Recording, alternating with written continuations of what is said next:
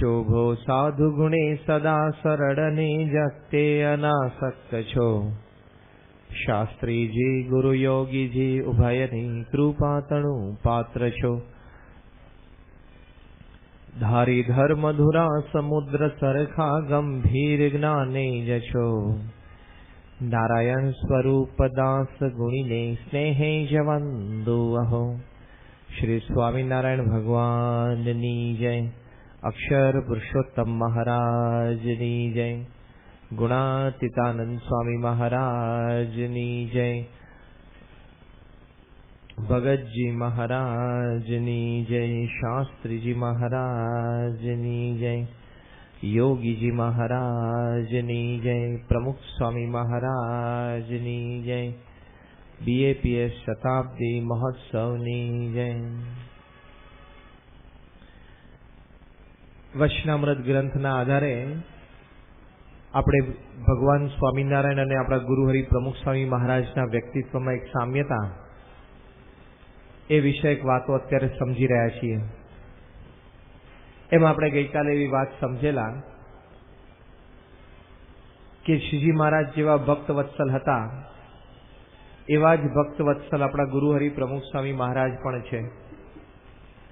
અને એ ભક્ત વત્સલપણાના દાવે જેવો ભક્ત સમાજ ધર્મ જ્ઞાન વૈરાગ્ય ભક્તિએ યુક્ત એ શ્રીજી મહારાજના સાનિધ્યમાં તૈયાર થયેલો એવો જ ભક્ત સમાજ આજે પ્રમુખ સ્વામી મહારાજના સાનિધ્યમાં આપણને દેખાય છે। એટલે જેવો લીલો પલ્લવ સત્સંગ શ્રીજી મહારાજના વખતમાં હતો એવો જ લીલો પલ્લવ સત્સંગ એ આજે પ્રમુખ સ્વામી મહારાજના સાનિધ્યમાં પણ દેખાય છે। એટલે એ મુદ્દા પરથી આપણે સમજેલા કે જેવા શ્રીજી મહારાજ હતા એવા આજે પ્રમુખ સ્વામી મહારાજ છે। એમાં લેશ પણ ફેર નથી।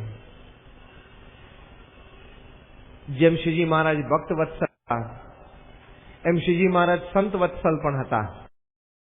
સંતો માટે પણ એમને અપાર પ્રેમ હતો, જેમણે શ્રીજી મહારાજ માટે પોતાના ઘર બાર કુટુંબ પરિવાર પોતે કરતા નોકરી ધંધો પોતાની ઈચ્છાઓ કારકિર્દી બધું ધૂળમાં રોડીને મહારાજ પાસે આવેલા। એમની માટે શ્રીજી મહારાજને કેમ પ્રેમ ન હોય? અપાર લાગણી, અપાર પ્રેમ। શ્રીજી મહારાજ તો સંતોને પોતાનું સર્વસ્વ માનતા। એમ આજે પણ 785 સંતો અમે પ્રમુખ સ્વામી મહારાજ પાસે છીએ। જેવો શ્રીજી મહારાજને સંતો માટે પ્રેમ હતો, લાગણી હતી, એવો જ પ્રેમ, એવી જ લાગણી પ્રમુખ સ્વામી મહારાજને સંતો માટે છે। એટલે કે જેવા શ્રીજી મહારાજ સંત વત્સલ હતા એવા જ પ્રમુખ સ્વામી મહારાજ પણ આજે સંત વત્સલ છે। સંતો એમનું સર્વસ્વ છે। વચનામૃતમાં જ્યાં જ્યાં શ્રીજી મહારાજે અગત્યની વાતો કરી હોય અને ભક્ત સમુદાયને બધાને પોતાનો અગત્યનો કોઈ સિદ્ધાંત સમજાવવો હોય અથવા તો પોતાના સર્વોપરી વર્તન સંબંધી કોઈ વાત કરવી હોય અને તે વખતે સર્વે સભાજનને શ્રીજી મહારાજની વાતની પ્રતીતિ થાય તે માટે શ્રીજી મહારાજ સમ ખાતા। અને સમ કોના ખાતા? જ્યારે જ્યારે શ્રીજી મહારાજને સમ ખાવાની વાત આવી ત્યારે શ્રીજી મહારાજે પરમહંસોના સંતોના સમ ખાધા છે। મહારાજ પોતે કહેતા કે જો આ વાત આમ ન હોય તો અમને આ પરમહંસોના સમ છે। જો અમે વર્તન સંબંધી વાત કરી છે એ અમે જો એવી રીતે ન વર્તતા હોઈએ તો અમને અમારા સંતોના સમ છે। માણસ જયારે સમ ખાવાની વાત આવે ત્યારે કોના સમ ખાય? પોતાની સૌથી વાલી વસ્તુ હોય એના સમ ખાય તો સામેવાળા માણસને વિશ્વાસ બેસે। તો મહારાજ જયારે સંતોના સમ ખાય ત્યારે આપણને એ વાતનો ખ્યાલ આવે કે મહારાજને સંતો એ સૌથી વધારે વાલા હતા। અપાર પ્રેમ સંતો માટે રહેતો મહારાજને। એક વખત શ્રીજી મહારાજ બોચાસનમાં હતા અને અહીંયા સુરતથી જ મુનિ બાવા અને બ્રહ્માનંદ સ્વામીએ બધાએ નક્કી કર્યું કે 100 સંતોને મહારાજની સાથે અહીંયા સુરત પધરાવવા છે। એટલે મુનિ બાવાએ મહારાજને આમંત્રણ પાઠવેલું અને મહારાજે પણ હા પાડેલી। એટલે મુનિ બાવા ને બધા હરિભક્તો સુરતના એ શ્રીજી મહારાજ અને સંતોને લેવા માટે બોચાસન તરફ આવ્યા। બોચાસનમાં શ્રીજી મહારાજને મળ્યા અને મહારાજને વાત કરી કે મહારાજ, અમારી ઈચ્છા છે આપ અને સંતો પધારો. એટલે મહારાજે પોતે તૈયારી બતાવેલી. એટલે મહારાજે એક દિવસ મુનિ બાવાને ત્યાં રોક્યા અને બીજે દિવસે મહારાજ સુરત તરફ ચાલ્યા. મુનિ બાવાએ કીધું કે મહારાજ આપ પધારો, અમે અગાઉથી જેને બધી વ્યવસ્થા કરીએ છીએ. એમ કરીને મુનિ બાવા આગળ ચાલ્યા. ત્યારે મહાનુભાવાનંદ સ્વામીએ શ્રીજી મહારાજને વાત કરી કે મહારાજ, સુરત જેવા મોટા શહેરમાં તમે પધારો છો, પણ તમે અને 25-50 સંતો પધારો તે શહેરના મોભા પ્રમાણે એ તમારા રસાલામાં ઓછા વ્યક્તિ કહેવાય. તમે તો સુરત પધારો ત્યારે 150-200 સંતો જો તમારી સાથે હોય તો જરા શોભા વધે અને સભા પણ બરોબર જામે. અને ત્યાં 100, 200, 500 ઘરે પધરામણીઓ થાય તો સ્વામિનારાયણ સંપ્રદાયનો સક્કો બેસી જાય. ત્યારે મહારાજે પોતે વાત કરી કે મહાનુભાવાનંદ સ્વામી, અમારા અંતરમાં પણ એમ છે કે અમારે સુરત 200 સંતોને લઈને જવું છે, પણ આ મુનિ બાવાએ અમને આમંત્રણ આપવું જોઈએ ને બરોબર. આ મુનિ બાવાએ અને સુરતના હરિભક્તોએ અમને કહેવું જોઈએ કે તમે 200 સંતો સાથે આવો. આ તો 25-50 ની વાતો કરે છે. એટલે કે મુનિ બાવા અને સુરતના હરિભક્તો અમને બરોબર આમંત્રણ નથી આપ્યું મહારાજ કે. એટલે મહાનુભાવાનંદ સ્વામી કે એવું હોય તો આપણે મુનિ બાવાને કેવડાવ્યા છીએ કે બહુ આગળ નહીં નીકળી ગયા હોય. મહારાજ કે કેવડાવો. એટલે મુનિ બાવા અને સુરતના બધા હરિભક્તો તો બોચાસનથી નીકળી અને વડોદરા પાસે કરાલી ગામ છે ત્યાં સુધી પહોંચી ગયેલા. અને મહાનુભાવાનંદ સ્વામીના કહેવાથી શ્રીજી મહારાજે તાત્કાલિક 2 ઘોડેસવારો મોકલ્યા. 2 ઘોડેસવારો ત્યાં મોકલી અને મહારાજે કેણ મોકલ્યું કે તમે પાછા આવો અને રસ્તામાં વાત કરજો. પાછા આવે એટલે મુનિ બાવાને મહારાજે વાત કરી કે મુનિ બાવા, સુરત જેટલું મોટું શહેર છે અને તમારે તો બધા હરિભક્તો ખાધે પીધે બહુ સુખી છે, વ્યવહારે સુખી છે. તો કે મહારાજ, મારી ભૂલ થઈ ગઈ. મને તો એમ કે આપની ઈચ્છા નહીં હોય કે બહુ વધારે સંતોને સાથે લાવવાની. આટલું બોલ્યા મુનિ બાવા અને શ્રીજી મહારાજના અંતરમાંથી ઉમળકો ઉભર્યો. મહારાજ કે મુનિ બાવા, સંતો તો અમારું જીવન છે. પહેલું જ વાક્ય મહારાજ બોલ્યા કે મુનિ બાવા, સંતો તો અમારું જીવન છે. રાત દિવસ અમને અમારા સંતના વિચાર આવે છે. અમારી માટે આ સંતોએ પોતાનો ઘર-બાર, પોતાના મા બાપ, પોતાના ભાઈ બહેન, સગાવાલા છોડી દીધા. પોતાનું ભણતર, પોતાની પંડિતાઈ, પોતાની આવડત એ બધાનું માન મૂકી દીધું. અમે જેમ રાખીએ એમ રહે છે. અમે એને ધૂળના કપડાં પહેરાવ્યા તો એ ધૂળના કપડાં પહેરે છે. અમે એમને ઉપવાસ કરાવીએ છીએ તો એ ઉપવાસ કરે છે. અમે એમને કડક પંચવર્તમાનના નિયમમાં રાખ્યા છે તો પણ રાજી થકા અમારી પાસે રહીને અમારું ભજન કરે છે. અમે અમને દેશ પ્રદેશ મોકલીએ છીએ. એટલે એ વખતે તો ગુજરાત દેશ, સૌરાષ્ટ્ર દેશ, કાઠિયાવાડ પ્રદેશ દેશ પ્રદેશ કહેવાય. મહારાજ કે અમે એમને દેશ દેશાંતર બધે મોકલીએ છીએ તો કોઈ ઠેકાણે વ્યવસ્થા હોય, કોઈ ઠેકાણે ન હોય. કોઈ ઠેકાણે હરિભક્ત એમને બોલાવે ચલાવે, કોઈ ઠેકાણે હરિભક્ત ના હોય. તો રાત્રે વડલા નીચે પડ્યા રહીને પણ અમારી ઉપાસનાનું પ્રવર્તન કરે છે. રાત દિવસ ટાઢ તડકો, ભૂખ તરસ આ સંતો જોતા નથી. અમારી માટે આટલું કરે છે, અમારું તો મસ્તક નમી જાય છે. માટે અમારે તો સર્વે સંત સાથે સુરત આવવું છે. એટલે મુનિ બાવન બધા હરિભક્તોએ માફી માંગી કે મહારાજ, અમારી ભૂલ થઈ ગઈ, આમંત્રણ આપવામાં, આપ પધારો. અને પછી એ સુરતના બધા હરિભક્તોના આમંત્રણથી શ્રીજી મહારાજ બધા જ સંતોને લઈને બોચાસનથી સુરત પધાર્યા. પણ આવી રીતે આ પ્રસંગે શ્રીજી મહારાજે પોતાને સંતો પ્રત્યે, પોતાના લાડીલા માનસ પુત્રો પ્રત્યે કેટલો બધો પ્રેમ છે એ આપણને જણાય છે. પરમ પૂજ્ય પ્રમુખ સ્વામી મહારાજ 1992ની સાલમાં વિદ્યાનગરમાં હતા. તે વખતે 1993ની સાલમાં અને 1992ની સાલમાં યોગી શતાબ્દી મહોત્સવ વખતે સ્વામીશ્રીને થોડો વર્ટાઇગોનો પ્રોબ્લેમ શરૂ થયેલો. એટલે ચક્કર આવતા હતા, દાદરો ચડે, અચાનક પડખું ફરે, અથવા તો વોકિંગ કરતા કરતા એકદમ શાર્પ ટર્ન લે તો સ્વામીને એકદમ ચક્કર આવી જતા હતા. પછી સ્વામી યોગી શતાબ્દી મહોત્સવ પછી કલકત્તા ગયા અને ત્યાં બધું ડિટેક્ટ થયું. સ્વામીને તાત્કાલિક બોમ્બે લાવવા પડેલા. હવે એમાં સ્વામીને જમણા કાનની પાછળથી જે નસ એ બ્રેઇન સુધી લોહી પહોંચાડતી હોય એ નસમાંથી થોડુંક લોહી ઓછું પહોંચતું હતું. પછી તો ઘણી બધી સારી સારવાર થઈ ગઈ અને સ્વામીને એકદમ સારું થઈ ગયું. પણ 1993 થી લગભગ 1996 સુધી એ 4 વર્ષ દરમિયાન સ્વામીશ્રીનો ક્રમ સવારનો જે નિત્યક્રમ એ બદલાઈ ગયેલો. સવારે સ્વામી 10:30, 11 વાગે આરામમાં જતા હતા અને પછી બપોરે 1:30, પોણા 2 વાગે ઉઠે, 2 વાગે જાગે, પછી જમે અને પછી મુલાકાત આપે બપોરે 3, 3:30 સુધી, પછી પાછા આરામમાં જાય, 5:30, 6 વાગે ઉઠતા. એવો ક્રમ એમનો જરા વચ્ચે 4 વર્ષ સુધી થઈ ગયેલો. તો વિદ્યાનગરમાં હતા 3મી સાલમાં અને બપોરે લગભગ પોણા 2 વાગે સ્વામી જાગ્યા અને એમના ઉતારેથી બહાર રૂમમાં જમવા માટે પધાર્યા.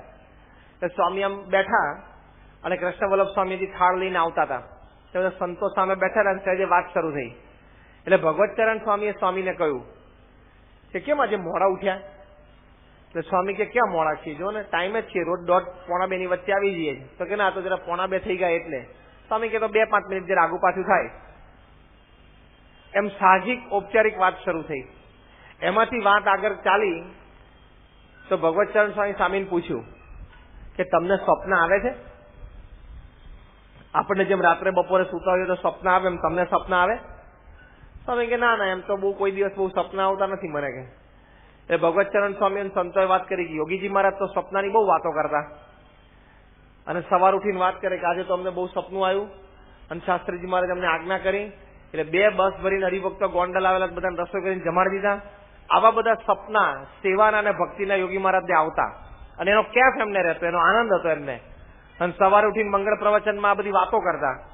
તો કે યોગીજી મહારાજને તો બહુ સપના આવતા, તમને કોઈ સપના આવતા નથી? તમે તો વાતે નથી કરી કોઈ દિવસ.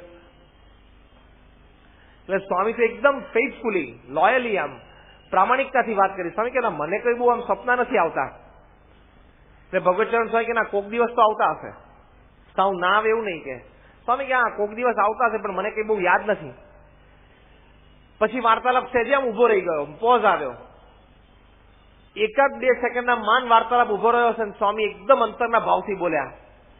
સ્વામી કે મને રાત દિવસ તમે બધા સંતો જ દેખાયા કરો છો, એટલે બીજું કઈ દેખાતું જ નથી.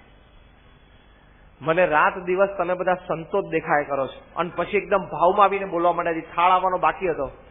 સ્વામી કે તમે બધા સંતો એ જોગી મહારાજના વચને સાધુ થયા છો તો મારા અંતરમાં એમ રહ્યા કરે છે કે તમે બધા કેમ કરીને સુખી થાવ. જોગી મહારાજનો સંકલ્પ છે કે બધાને ભ્રમરૂપ કરીને મહારાજના ધામમાં એમની સેવામાં બેસાડવા છે. તો તમે બધા જોગી મહારાજના વચને સાધુ થયા છો તો મને અંતરમાં એમ રહ્યા કરે છે કે જેવું જોગી મહારાજને ભગવાનનું સુખ આવતું હતું એવું સુખ તમને બધાને આવે. એટલા ભાવથી સ્વામી બોલવા માંડ્યા ને, પોતે પણ ઇમોશનલ થઈ ગયા. સ્વામી બધા સંતો બેઠા એ પણ એકદમ ગળગળા થઈ ગયા, બધાના આંખમાં આંસુ આવી ગયા. સ્વામી કે રાત દિવસ મને તમને તમારો વિચાર આવે છે, રાત દિવસ મને તમારી મનમાં ચિંતા રહે છે કે તમે બધા આટલું છોડીને, ઘર બાર કુટુંબ છોડીને અહીંયા આવ્યા છો તો જોગી મહારાજના ગુણો તમારા જીવનમાં આવે, જોગી મહારાજ જેવા તમે સુખી થાવ એવું અંતરમાં મને રહ્યા કરે છે. તો જો જેવા શ્રીજી મહારાજના સંતો વાલા હતા અને એમની માટે શ્રીજી મહારાજને સતત એવી ખેવના રહેતી, એમ પ્રમુખ સ્વામી મહારાજને પણ પોતાના સંતો અપાર વાલા છે અને રાત દિવસ એમની માટે આવી ખેવના રાખે છે. શાસ્ત્રમાં તો લખેલું છે કે 100 માતાનો પ્રેમ એક સંત આપી શકે. A saint can love like 1,000 mothers. એવું અંગ્રેજીમાં લખ્યું છે કે 1000 માતા જેટલો પ્રેમ આપી શકે. કદાચ તમે બધા બેઠા છો તમને તો એટલો વિશેષ અનુભવ નહીં હોય પણ અમને તો 100% નહીં 500% પ્રમુખ સ્વામી મહારાજ પાસે અનુભવ છે કે 1000 માતાનો પ્રેમ આપી શકે. 1000 માતાનો પ્રેમ એક ગુણાતીત સંત આપી શકે એ અમે અહીંયા બેઠા છીએ, અમને તો 500% અનુભવ છે. એટલે વાત સાચી છે. તો જો મહારાજને સંતો આવા વાલા હતા એમ પ્રમુખ સ્વામી મહારાજને પણ ખૂબ વાલા છે. શ્રીજી મહારાજે ભાદરાથી પત્ર લખેલો 18 જણા ઉપર કે આ બધા સાધુ થવા માટે આવે અને પછી તો શ્રીજી મહારાજ પોતે એમને લેવા માટે સામે ગયેલા. આખો પ્રસંગ આપણે જાણીએ છીએ. એ બધા સંતો મહારાજ સાથે વિચરણ કરતા હતા અને વિચરણ કરતા કરતા શ્રીજી મહારાજ ગઢડા પધાર્યા અને આ બધા સંતો પાછળથી બીજા રસ્તે આવવાના હતા. કોઈ હરિભક્તનું આમંત્રણ હતું કે અમારા ગામે થઈને આ બધા સંતો આવે એટલે મહારાજે બધા સંતોને મોકલેલા, તમે બીજા રસ્તેથી આટલા આ ગામ કરી એ હરિભક્તનો ભાવ છે તો એમને ત્યાં જમીન પછી તમે આવજો. એટલે મહારાજ તો પોતે ગઢડે પહોંચી ગયેલા ને પછી મહારાજને ત્યાં સમાચાર મળ્યા સાંજે કે આ બધા સંતો છે એ ગઢડા પહોંચે છે, કુંડળ ગામ સુધી આવ્યા છે. એટલે ત્યાં શ્રીજી મહારાજને ખબર પડી એટલે મહારાજે સભા પૂરી કરી અને બધા સંતો હરિભક્તોને કહ્યું કે ચાલો આપણે કુંડળ, બધા સંતો આવે છે અને અમારા વચને આવા બધા કોઈ 2 ગામના ધણી, કોઈ 4 ગામના ધણી, આવા પ્રતિષ્ઠિત, આવા બુદ્ધિશાળી, આવા સારા રાજ કરતા એ બધા સાધુ થયા છે, અમારે એમને સામે લેવા જવું છે. શ્રીજી મહારાજ ગઢડાથી આમ સામા ચાલ્યા અને ત્યાં કુંડળ ગામ નજીક આવ્યું અને દૂર સંતોને આવતા જોયા. શ્રીજી મહારાજે ધૂળમાં દંડવત શરૂ કર્યા કે ઓહો મારા વાલા સંતો આવ્યા. શ્રીજી મહારાજ ધૂળમાં દંડવત કર્યા. સંતોએ દૂરથી જોયું કે મહારાજ આપણને દંડવત કરે છે. એટલે જે જુવાન સંતો હતા એ તો બધા દોડ્યા અને મહારાજથી નજીક આવી અને શ્રીજી મહારાજને પકડીને ઉભા કર્યા કે મહારાજ તમારે અમને દંડવત કરવાના ના હોય. ત્યારે શ્રીજી મહારાજ એ 18 સંતોને એક એકને શ્રીજી મહારાજે બાથમાં રાખી અને ભેટ્યા અને ખૂબ બધાના વાંસા થાબડ્યા અને આંખમાં અશ્રુ સાથે શ્રીજી મહારાજ બોલ્યા કે હે સંતો, તમે અપમાન તિરસ્કાર બધું સહન કરો છો, પણ છતાં અમારા સ્વરૂપને ઓળખાવવામાં કોઈ દિવસ તમે પાછા પડ્યા નથી. અમે અનેક પ્રકારે તમને તાવ્યા છે, છતાં અમારા પ્રત્યે તમને પ્રેમ ઓછો નથી થયો. અનેક પ્રસંગે અમે યુક્તિ અજમાવીને તમારી પરીક્ષાઓ લીધી છે, પણ કોઈ દિવસ તમે એમાંથી પાછા પડ્યા નથી. અમારા પ્રત્યેનો તમારો પ્રેમ કોઈ દિવસ ઓછો નથી થયો, પણ અણનમ રહ્યો છે. આ જોઈને અમારું મસ્તક તમારી આગળ નમી પડે છે ને તમારી ધૂળ લેવા માટે તત્પર બની જાય છે. તમારી સાધુતા એવી છે કે સ્વામિનારાયણના સંતોથી સમગ્ર ભારત દેશનું ગૌરવ ખૂબ વધશે. આખી દુનિયામાં ભારત દેશનું ગૌરવ વધશે એ તમ જેવા સંતોથી થશે. આવી શ્રીજી મહારાજે તે વખતે આ સંતોને વાત કરેલી. પણ આ વાક્ય મહારાજ બોલેલા કે અમે આટલા તમને તાવ્યા, તિરસ્કાર કર્યા અને આટલા કડક નિયમમાં રાખીએ છીએ, અને તો તમે તમારું બુદ્ધિનું, આવડતનું માન મૂકીને અમે જેમ કહીએ છીએ એમ કરો છો અને અમે જેમ રાખીએ છીએ તેમ રહો છો, તો તમને જોઈને અમારું મસ્તક નમી જાય છે. એમ કહીને મહારાજે સંતોને દંડવત કર્યા. તો જો આવી રીતે મહારાજને સંતોનો આવો મહિમા હતો, એમાં જે પ્રમુખ સ્વામી મહારાજ પોતે તો બ્રાહ્મી સ્થિતિને પામેલા છે, અનાદિના સત્પુરુષ છે, પણ તોય એમને સંતો પ્રત્યે આટલી લાગણી છે ને આવો મહિમા સમજે છે.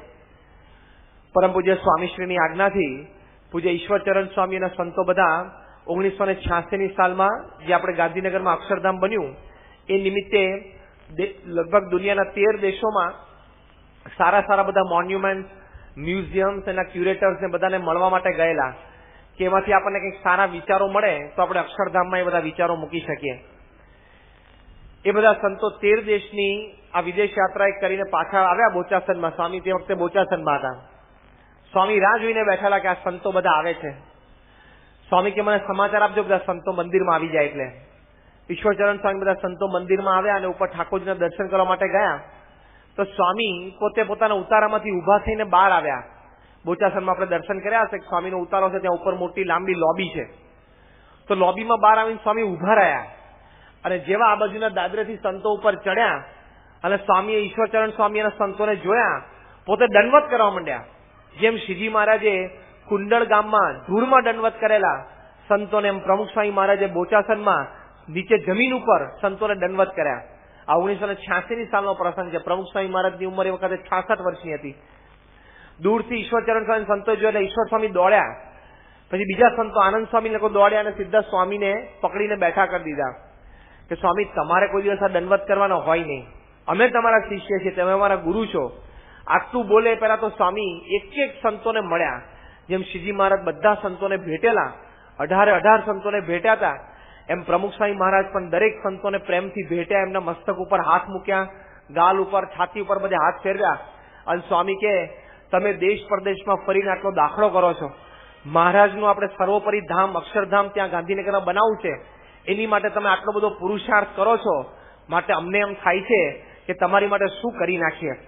એમ કહીને સ્વામી એકદમ વળી ગયા નીચે. પછી ઈશ્વરચરણ સ્વામીને પગે લાગ્યા. બીજા સંતોને એક બેન પગે. તરત સંતોએ પાછા ફરી સ્વામીને પકડી લીધા. સ્વામીના મનમાં હતું કે ના, મારે બધાનો ચરણ સ્પર્શ કરવો છે. શ્રીજી મહારાજે વાત કરીને કે આ જોઈને અમારું મસ્તક નમી જાય છે ને તમારી ધૂળ લેવા માટે તત્પર થઈ જાય છે, ચરણ લજ લેવા માટે તત્પર થઈ જાય છે. તો સ્વામી તો એકદમ નીચા નમીને પગે લાગ્યા. ત્યારે બધા સંતો પણ બહુ ઇમોશનલ, આમ ગળગળા થઈ ગયેલા, બધાના આંખમાં આંસુ આવી ગયા અને સ્વામી પ્રેમથી બધાને અંદર દોરી ગયા અને સ્વામીએ ત્યાં ઘારી તૈયાર રખાવેલી અને બધા જ સંતોને સ્વામીએ જમવા બેસાડ્યા અને પોતે જાતે સંતોને પીરસ્યું અને બહુ હરખથી, ઉત્સાહથી આમ પોતાના વાલસોયા પુત્ર હોય અને પ્રેમથી વિદેશથી 2-4 વર્ષ પછી આવ્યા હોય ને જમાડતા હોય, 2-4 વર્ષ પછી તમારો દીકરો પરદેશથી આવે એની માં જેટલી હરખગેલી થાય અને જેટલા પ્રેમથી એને જમાડે એટલા જ પ્રેમથી સ્વામીએ બધા સંતોને જાતે પીરસીને જમાડ્યું અને મિષ્ટાનથી બધા સંતોના પત્તર ભરી દીધા. સ્વામી કે સંતો બધા જમો, તમે મહારાજનું કાર્ય કરો છો તો અમને એમ થાય છે કે તમને પ્રેમથી જમાડીએ. તો જો મહારાજને આવો મહિમા હતો સંતોનો, એમ પ્રમુખ સ્વામી મહારાજને પણ સંતો પ્રત્યે આવો અપાર પ્રેમ, આવો અપાર મહિમા એ છે. અને આ સંત વત્સલપણાના દાવે શ્રીજી મહારાજના વખતમાં એક આદર્શ સંત સમાજ તૈયાર થયેલો. કેવો? તો શ્રીજી મહારાજ છેલ્લા વાક્યમાં બોલેલા કે હે સંતો, તમારી સાધુતાથી સ્વામિનારાયણ સંપ્રદાય એકલો જ નહીં પણ સમગ્ર ભારતનું ગૌરવ ભવિષ્યમાં આખી દુનિયામાં વધશે. એવા શ્રીજી મહારાજે સંતોને આશીર્વાદ આપ્યા છે કે અમારા નિયમ, આ મુખ્ય ધન અને સ્ત્રીનો ત્યાગ અને અમારા પ્રત્યેની અપાર ભક્તિ, આ બે તમે રાખશો તો આખી દુનિયામાં તમારો જય જયકાર થશે. એવા શ્રીજી મહારાજે સંતોને આશીર્વાદ આપેલા.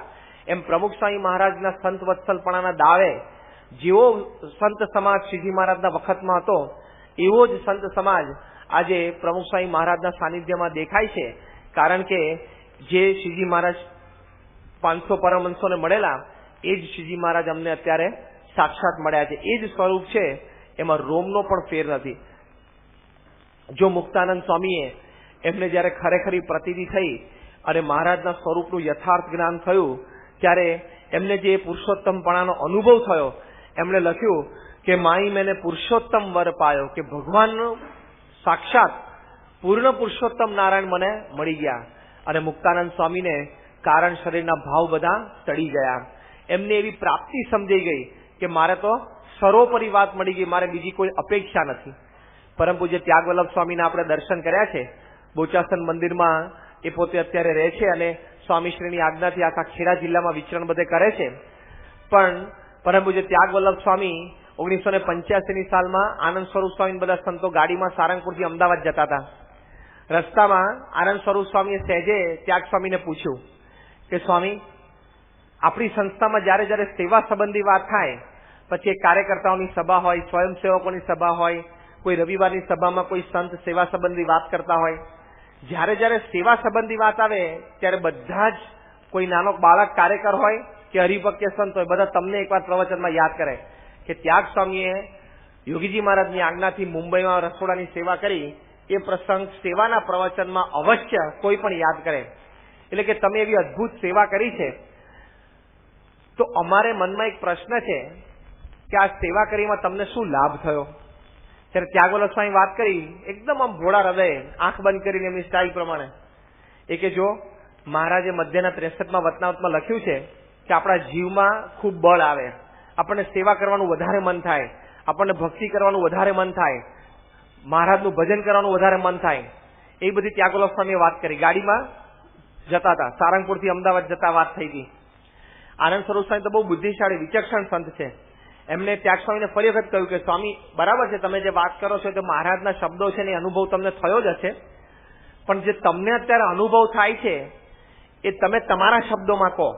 આ તમે કહ્યું એ મહારાજના શબ્દોમાં કીધું, પણ તમે તમારા શબ્દોમાં વર્ણન કરો.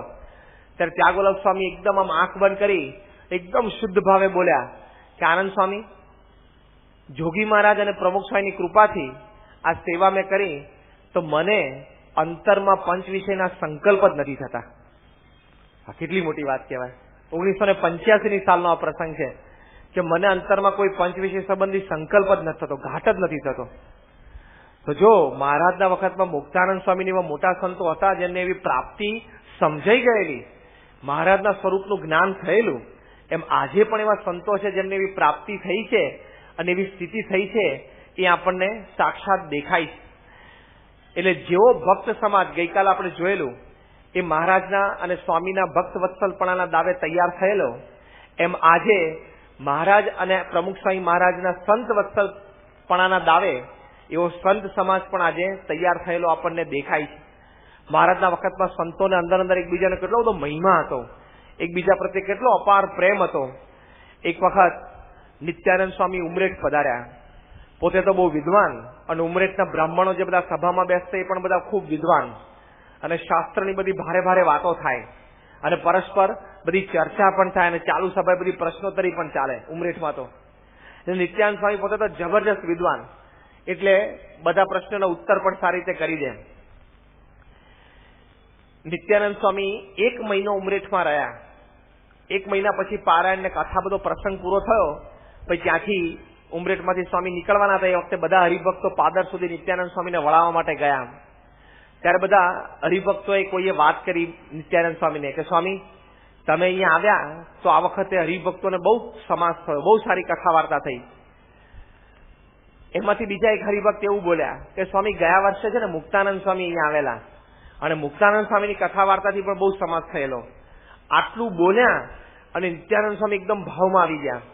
નિત્યાનંદ સ્વામી કે મુક્તાનંદ સ્વામી જેવા પુરુષ તો બ્રહ્માંડમાં મળે નહીં, કે એના જેવા કોઈ વિદ્વાન નહીં, એની સાધુતાનો તો કોઈ જોટો જડે નહીં.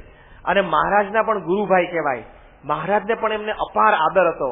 એમ કહીને નિત્યાનંદ સ્વામીએ પોતે ત્યાં ઉમરેઠના હરિભક્તોને પાદરમાં મુક્તાનંદ સ્વામીનો ખૂબ મહિમા કહ્યો અને કહ્યું કે એક પ્રસંગ તો મેં નજર જોયેલો કે સારંગપુરથી એક વખત મુક્તાનંદ સ્વામી વિદાય લેતા હતા અને મહારાજે એમને આજ્ઞા કરી કે તમે આ 60નું મંડળ એટલે 60 સંતોને લઈ અને તમે ઉત્તર ભારતમાં બધા સાબરકાંઠા, બનાસકાંઠા બધા વિસ્તારોમાં વિચરણ કરવા માટે જાઓ.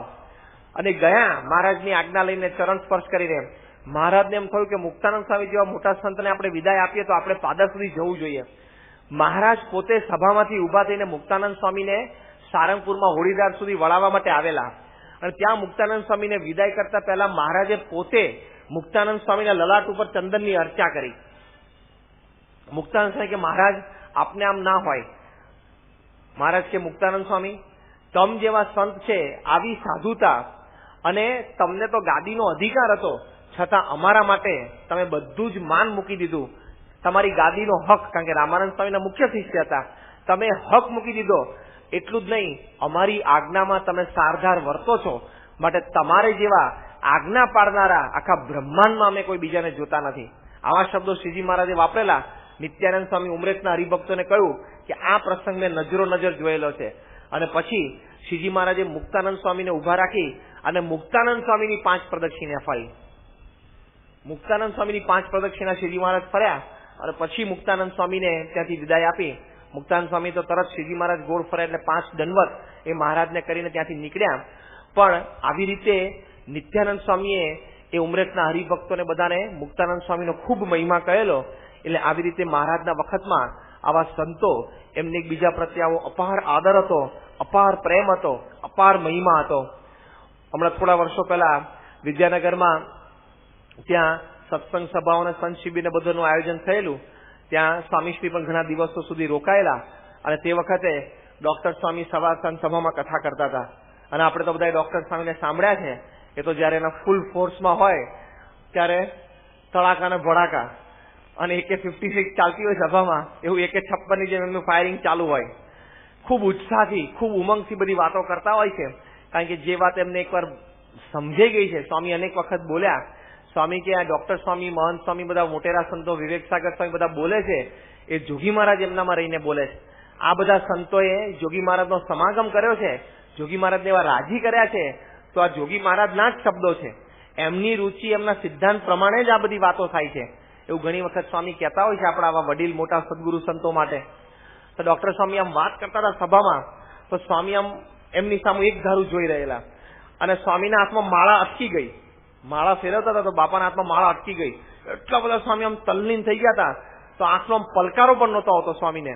એક ધારું ડોક્ટર સ્વામીને જોઈ રહેલા. ડોક્ટર સ્વામી તો ખ્યાલ નહીં કે સભામાં એટલે સ્વામી બેઠા છે ખ્યાલ, પણ સ્વામી આમ સેજ ફરી અને એમની સામે જોવે છે ખ્યાલ નહીં. તો એમના ફૂલ ફોર્સમાં હતા, જબરજસ્ત. અને તો આપણે જાણીએ છીએ જયારે એમના ફૂલ ફોર્સમાં ત્યારે શબ્દો એવા નીકળે, એટલી એનર્જીનો આઉટપુટ પણ હોય અને આખું આસન ઘણી વખત ડોલતું હોય. પણ એ બધી વાતો એમણે કરેલી અને એમાં બધી પંચવર્તમાનની બધી વાતો કરેલી, નિષ્કામ ધર્મની બધી વાતો કરેલી અને એટલી બધી બળની વાતો બધાને કરેલી.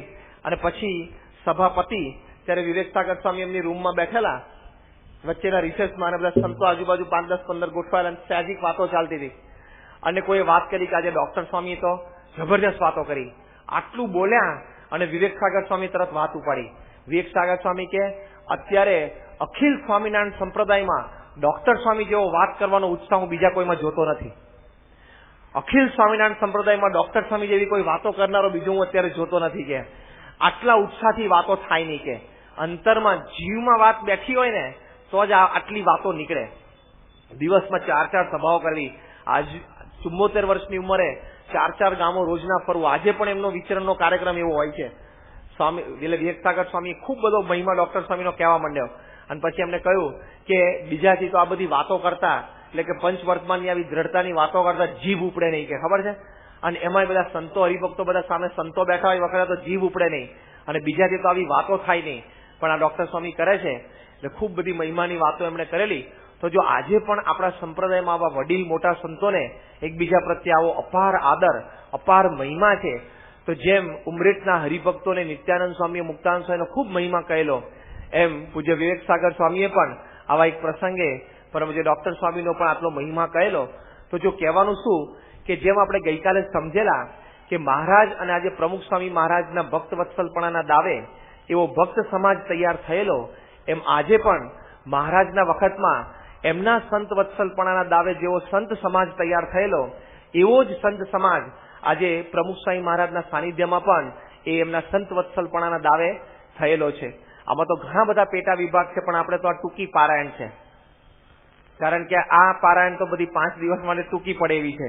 પણ એ જેવા મહારાજના વખતમાં બધા સંતોની આવડતો હતી, મિસ્ત્રી કામથી માંડીને શાસ્ત્રમાં વિદ્વત્તા હતી, એમ આજે પણ નાનામાં નાના કામ કે મિસ્ત્રી કામથી માંડીને એ મોટા કામ સુધી વિદ્વત્તા સુધી આ બધા સંતોની રેન્જ આપણને દેખાય છે. મહારાજના વખતમાં અનેક સંતો એવા હતા કે જે મોટા મોટા રાજાઓને પોતાના ગીત સંગીતથી કે પોતાની એવી કલા કૌશલથી કે પોતાની એવી આવડતથી કે વાક ચાતુર્યથી પોતે આંજી દેતા પ્રતિષ્ઠિતો હોય, મહાનુભાવો હોય, બુદ્ધિશાળી હોય, વિદ્વાનો હોય. એમ આજે પણ એવા સંતો છે કે જે પોતાની અનેકવિધ કળાથી, પોતાની કળા કૌશલ્યથી, પોતાની વિદ્વત્તાથી એ ઘણા બધા આજે સમાજમાં પ્રતિષ્ઠિતો હોય, મહાનુભાવો હોય, એવા રાજાઓ એટલે કે એવા રાજકર્તાઓ હોય, એ પણ અંજાઈ જાય છે કે પ્રમુખ સ્વામી મહારાજ પાસે જે સંતો છે એ જુદી પ્રકારના સંતો છે. તો મહારાજના વખતમાં આવો એક સંત સમાજ હતો, એમ પ્રમુખ સ્વામી મહારાજના વખતમાં પણ આવો સંત સમાજ આપણને અત્યારે દેખાય છે. શ્રીજી મહારાજ એક વખત ગઢડામાં બિરાજમાન હતા અને ગ્વાલિયરના ગવૈયાઓ બધા જુનાગઢ આવેલા અને એ લોકોએ સાંભળેલું કે જુનાગઢના નવાબને બહુ શોખ છે ગીત સંગીતનો. એટલે નવાબ પાસે ગયા, મહારાજના વખતની આ વાત છે, અને નવાબને કહ્યું કે અમારું સંગીત અમારે તમને સંભળાવવું છે અને તમને ગમે તો પછી અમને ભેટ સોગાદો તમે આપજો. એટલે નવાબ સાહેબ કે તમે શું વગાડો છો અને શું ગાવ છો, એ થોડીક એમને આઈટમ પોતાની રજૂ કરી. ત્યારે જુનાગઢના નવાબે કીધું કે મેં તો અહીંયા એક સ્વામિનારાયણનો ઓલિયો રહે છે પ્રેમાનંદ, એનું રૂવાના સંગીત એટલે કે એનું આત્માનું સંગીત એ મેં સાંભળેલું છે, પછી મને બીજા કોઈના સંગીતમાં રસ પડ્યો નથી. કે તમારે કદાચ ભેટ સોગાદો જોતી હોય તો હું મારા દિવાનને કહું છું તમને આપી દે, પણ પ્રેમાનંદનું એ જે સ્વામિનારાયણનો ફકીર, કારણ કે એ તો એની ભાષામાં બોલે ને, એટલે કે સ્વામિનારાયણનો ફકીર છે પ્રેમાનંદ, એનું ગીત મેં સંગીત સાંભળ્યું છે, બીજા કોઈના સંગીતમાં અને ગીતમાં મને રસ નથી. એટલે આને તો બધું બહુ અપમાન જેવું લાગ્યું કે અમે કે એવા સાવ છીએ કે સાવ ભેટ સોગાદો લેવા માટે આવ્યા હોય. અમે તો અમારી આઈટમ પેશ કરીએ અને તમને ગમે રાજી થાવ તો અમને ભેટ સોગાદો આપજો, એમ અમે કઈ ભીખ માંગનારા નથી. નવાબ સાહેબે કીધું બધી વાત સાચી, પણ તમે એકવાર એને મળી આવો, એનું સંગીત સાંભળી આવો. એટલે બધા તો જુનાગઢ મંદિરે આવ્યા, પૂછતા પ્રેમાનંદ કિધર હે, પ્રેમાનંદ કિધર હે. તો ત્યાં સંતોએ વાત કરી કે પ્રેમાનંદ સ્વામી તો હમણાં ગઢડા ગયા છે, શ્રીજી મહારાજ ત્યાં છે. એટલે બધાને એમ થયું કે સાંભળવું તો પડશે, નવાબ સાહેબ પોતે આટલા વખાણ કરે છે એટલે બધા ગઢડા ગયા અને ત્યાં તો શ્રીજી મહારાજ સભા કરીને બેઠા અને બધા આવીને બેઠા. એટલે મહારાજે બધાને આવકાર્યા અને બધા સભામાં આવીને બેઠા. પછી મહારાજ કે બોલો ક્યાંથી આવો છો, થોડો પરિચય થયો, વાતચીત થઈ. એટલે એમાંથી એક જણાએ કીધું કે હમ તો વહાં જુનાगढ़ गए थे और नवाब साहब को मिले थे. नवाब साहब को हमें हमारा संगीत सुनाना था, लेकिन नवाब साहब ने बोला कि स्वामीनारायण का एक फकीर है प्रेमानंद, उसका नाम है, बहुत अच्छा संगीत बजाते हैं, रुआना संगीत એટલે કે આત્માનું સંગીત है, उसका संगीत सुना, उसका गीत सुना और कुछ सुनने की आशा नहीं है. तो कि हम कहाँ है प्रेमानंद. એટલે મહારાજ ક્યાં પ્રેમાનંદ સ્વામી બેઠા, બિચારા માળા લઈને સભામાં બેઠેલા. એટલે મહારાજ ક્યાં પ્રેમાનંદ બેઠા કે અમારે, તો કે हमें कुछ उनका संगीत सुनना है. એટલે મહારાજે પ્રેમાનંદ સ્વામીને ઈશારો કર્યો, ગાઓ. એટલે પ્રેમાનંદ સ્વામીએ એક વાજિંત્ર હાથમાં લીધું અને પછી મહારાજ પાસે આજ્ઞા માંગી, મહારાજ શું ગાવ. જો કેટલા બધા સંતો પોતે સંગીતમાં કેટલા પારંગત હતા, છતાં મહારાજનો એવો મહિમા હતો કે સ્થૂળ દ્રષ્ટિએ મહારાજને કઈ એટલી સંગીતમાં સૂઝ નહોતી સ્થૂળ દ્રષ્ટિએ, પોતે તો સાક્ષાત ભગવાન હતા, પણ એ સ્વરૂપ ઓળખતા હતા એટલે મહારાજ પાસે હાથ જોડીને કહ્યું, મહારાજ શું ગાવ? હવે સાંજનો લગભગ 4-4:30 સમય હતો અને મહારાજ કે ભૈરવી રાગ ગાવ. એ સવારનો રાગ હોય ને, ભૈરવ રાગ સવારનો હોય, અર્લી મોર્નિંગ, પરોઢિયાનો હોય. એટલે બધા આ ગ્વાલિયરના બધા મુસ્લિમ ગવૈયાઓ એકબીજા સામે જોવા માંડ્યા. સારું, આ તો અને બ્રાહ્મણ સાહેબ શરૂ કર્યું બધું, તાનપુરવાન બધો મેળ્યો ને તાર મેળ્યો ને, એટલે એક બાજુ જોવા માંડે એકબીજા સામે કે આ ગાનારે મૂરખ, આજ્ઞા કરનારે મૂરખ, કોઈને સંગીતનું ભાન છે કે નહીં? આ સાંજે 4 વાગે કઈ ભૈરવ રાગ ના ગવાય? સાંજે 4 વાગ્યાના રાગ બીજા જુદા હોય? પણ કે વાંધો નહીં, થવા તો દો. એટલે પછી પ્રેમાનંદ સ્વામીએ જ્યાં ભૈરવ રાગ શરૂ કર્યો અને 10, 15, 25 મિનિટ ગઈ ત્યાં તો વાતાવરણમાં પલટો આવવા માંડ્યો. અને પક્ષીઓ જેમ સવારના પોરમાં કિલ્લોલ કરવા માંડે એમ પક્ષીઓનો બધો કિલ્લોલ શરૂ થઈ ગયો. આજુબાજુના જે નજીક ઘર હતા મંદિરની આજુબાજુ, એની ભેંસો બધી ભાંભરવા માંડી અને સીમ તરફ ચાલવા માંડી. સવારના પોરમાં એને સીમ તરફ ચાલવાનો ક્રમ હોય અને સાંજે સંધ્યા ઢળે એટલે સીમમાંથી પાછે ઘરે આવવાનો ક્રમ હોય. તો સીમ તરફ ભેંસો ચાલવા માંડી, ગાયો બધી ભાંભરવા માંડી, વાતાવરણ ફરી ગયું અને પક્ષીઓ બધા ઉડાઉડ કરવા માંડ્યા. એટલે બધા તો આમ ગ્વાલિયરના ગવૈયા ખુશ થઈ ગયા, સુભાન અલ્લાહ સુભાન અલ્લાહ કરતા ઉભા થઈ ગયા પોતાના સ્થાને. કે અત્યાર સુધી તો અમે એવું સાંભળ્યું છે કે પોર પ્રમાણે રાગ ગવાય, પણ સ્વામિનારાયણના ફકીરે તો રાગ પ્રમાણે પોર બેહાડી દીધો. કે સ્વામિનારાયણનો ફકીર ખરો છે કે પ્રેમાનંદ કે આ તો પોર પ્રમાણે રાગની વાતો અમે તો જોતા હતા, પણ આ તો સ્વામિનારાયણના ફકીરે તો રાગ પ્રમાણે પોર બેહાડી દીધો. કે સાંજનો પોર હતો અને સવારનો રાગ ગાયો તો સવારનો પોર બેસાડી દીધો. કે કેવું સંગીત પ્રેમાનંદ સ્વામીનું હશે. એટલે આવા સંતો શ્રીજી મહારાજ પાસે હતા. દેખાય સામાન્ય, બિચારા 2 કપડા પહેરીને ફરતા હોય, મહારાજ આજ્ઞા કરે જાઓ 6 મહિના ફરો, એટલે ગામડે બિચારા બધા વિચરણ કરતા હોય. પણ ઘણા બધા ખૂબ હાઈલી ટેલેન્ટેડ, ખૂબ ઇન્ટેલિજન્ટ હતા. એમ આજે પણ આપણને બધા 800 સંતો તમને દેખાય છે, એ અમુક તો બધા બધું સામાન્ય બધા દેખાય, પણ ઘણા સંતો બહુ જ બુદ્ધિશાળી છે, બહુ જ હોશિયાર છે. અને ઘણા બધા સંતોને તો બહારના ઘણા બધા પ્રતિષ્ઠિત મહાનુભાવો આમ ઝૂકી જાય છે કે એટલી બુદ્ધિમત્તા છે, એમની આવડત છે. 1991માં પ્રમુખ સ્વામી મહારાજ મુંબઈમાં હતા અને એ વખતે ભારત સરકારે કલ્યાણજી આનંદજી માટે પદ્મશ્રી એવોર્ડ જાહેર કર્યો. એકાદ મહિના પછી રાષ્ટ્રપતિ ભવનમાં એનું સેરેમની હતું અને કલ્યાણજી આનંદજી બંનેને ત્યાં બોલાવેલા રાષ્ટ્રપતિએ. એ બંને જણાને બાપા પ્રત્યે ખૂબ ભાવ, એટલે સ્વામીને મળવા માટે મુંબઈ મંદિરે આવ્યા અને બાપાને વાત કરી કે સ્વામી, હજી આજ સવારે જ રાષ્ટ્રપતિ ભવનમાંથી એનાઉન્સમેન્ટ થયું અને અમને બંને જણાને પદ્મશ્રી એ એનાયત ભારત સરકાર કરશે, એટલે આપના દર્શન કરવાના આશીર્વાદ લેવા માટે આવ્યા છીએ. કે અમને તો હંમેશા અમારી માતા શીખવાડતા કે મોટા સંતના આશીર્વાદથી જ જીવનમાં બધી પ્રગતિ થાય છે, એવું અમારી માતા અમને કાયમ અમને કહેતી. એટલે આપના આશીર્વાદ લેવા માટે અમે આવ્યા છીએ. પણ અમારી એક વિનંતી છે કે આવો એક સારો પ્રસંગ અમારા જીવનમાં આ મોટામાં મોટી વાત બની છે, તો આપ અમારા ઘરે પધારો. આમે ઘણા વખતથી અમારું નિમંત્રણ છે ને બાકી છે આવવાનું, તો આપ આવો. એ બંને ભાઈઓની એટલે બંને જણાની ખૂબ લાગણી હતી, એટલે સ્વામી એમને ત્યાં પધરામણીએ ગયેલા 1991ની સાલમાં. અને કલ્યાણજી આનંદજીએ તો આખી ફિલ્મ ઇન્ડસ્ટ્રીને ભેગી કરી દીધેલી. આખું બોલિવૂડ એમના ઘરે હાજર હતું. કેટલાય ડિરેક્ટર્સ, પ્રોડ્યુસર્સ, એક્ટર્સ, એક્ટ્રેસીસ, કેટલા બધા પાછળ બેકયાર્ડમાં એમના બગીચામાં બેઠેલા. અને સ્વામી ત્યાં પધરામણી કરીને સ્વામીને વાત કરી, સ્વામી આ સભા છે. પાછળ જઈને જોયું તો 100-150 બધા બોલિવૂડનું ક્રીમ એ બધું ત્યાં હાજર હતું. અને બધાને કલ્યાણજીએ ઓળખાણ કરાવી કે આ પ્રમુખ સ્વામી મહારાજ અમારા ગુજરાતના બહુ મહાન સંત છે. અને બધી વાતો કરી કે આવું અક્ષરધામ ગાંધીનગરમાં એ બાંધી રહ્યા છે, આવા ઉત્સવ ઉજવ્યા, આવા યુવાનો બાળકો બધા એમના સંસ્કારિત સમાજ છે, એ બધી વાતો કરી. અને પછી વિવેક સાગર સ્વામીએ હિન્દીમાં પ્રવચન કર્યું. પછી સ્વામીને આશીર્વાદ આપવાના હતા. અને આશીર્વાદમાં હમણાં જે આપણે આ ગ્વાલિયરના ગવૈયાનો પ્રસંગ સાંભળ્યો ને, એ પ્રસંગ આખો સ્વામીએ શરૂ કર્યો આશીર્વાદમાં. કે અમારા મહારાજના વખતમાં પ્રેમાનંદ સ્વામી આવું કીર્તન ગાતા અને ગ્વાલિયરના ગવૈયાઓ બધા પ્રેમાનંદ સ્વામીનું સંગીત સાંભળીને આમ સુભાન અલ્લાહ થઈ ગયા. અને આ કથા સ્વામી કરતા હતા ને ચાલુ પ્રવચને સ્વામી કે અમારા યોગીચરણ છે, એ પ્રેમાનંદ જેવું ગાય છે. યોગીચરણ એ કીર્તન ગાવ કે ચાલુ કથા. સ્વામી કે યોગીચરણ અમારે પ્રેમાનંદ જેવું ગાય છે, કે યોગીચરણ એ કીર્તન ગાવ કે. હવે ત્યાં તાત્કાલિક યોગીચરણ સ્વામીને તો બધું હાર્મોનિયમ ક્યાંથી લાવું, પેલું કઈ તો ત્યાંથી એક હાર્મોનિયમ પડેલું અંદરથી લઈ આવ્યા. અને સાવ નીચે બાજુમાં બગીચામાં બેઠેલા ત્યાંથી યોગીચરણ સ્વામીએ સંત પરમ હિતકારી જગતમાં સંત પરમ હિતકારી કીર્તન ગાયું. અને હજી બીજી કડી પતી અને કલ્યાણજી ઉભા થઈ ગયા સભામાંથી. અને ઉભા થઈને બોલ્યા કે વાહ સ્વામી વાહ, આવો રાગ તો મેં ભાગ્યે જ કોઈક જગ્યાએ જોયો હશે, સાંભળ્યો હશે. અને પછી બાપાને ભર સભામાં એમણે કીધું કે સ્વામી, આ યોગીચરણ સ્વામીનો જેવો અવાજ છે એવો અવાજ જો બોલિવૂડમાં કોઈની પાસે હોય ને તો દર વર્ષે કરોડ રૂપિયા કમાય. આવું કલ્યાણજી એમના બંગલે એ પ્રમુખ સ્વામી મહારાજને એમણે આ વાત કરેલી કે આવો અવાજ જો બોલિવૂડમાં હોય તો વર્ષે કરોડ રૂપિયા એ કમાય. અહીંયા આપણે યોગીચરણ સ્વામી બિચારા એક ખભે દાતરીઓ નાખીને કેમેરાથી ફોટા પાડતા હોય ને, આપણને મહિમા નથી, આપણને માટા મારતા હોય, સભા જઈને બેસી જતા હોય. પણ આવા બધા સંતો છે. એટલે આ તો આપણે એક કે બે પ્રસંગો જોઈએ છે, પણ મહારાજના વખતમાં જેમ સર્વ ગુણે સંપન્ન આલોક અને પરલોકના બધા જ ગુણ એવો એક સંત સમાજ મહારાજ પાસે હતો, એમ આજે પણ એવો એક સંત સમાજ છે જે પ્રમુખ સ્વામી મહારાજ પાસે કે આલોક પરલોકના બધા ગુણે યુક્ત છે.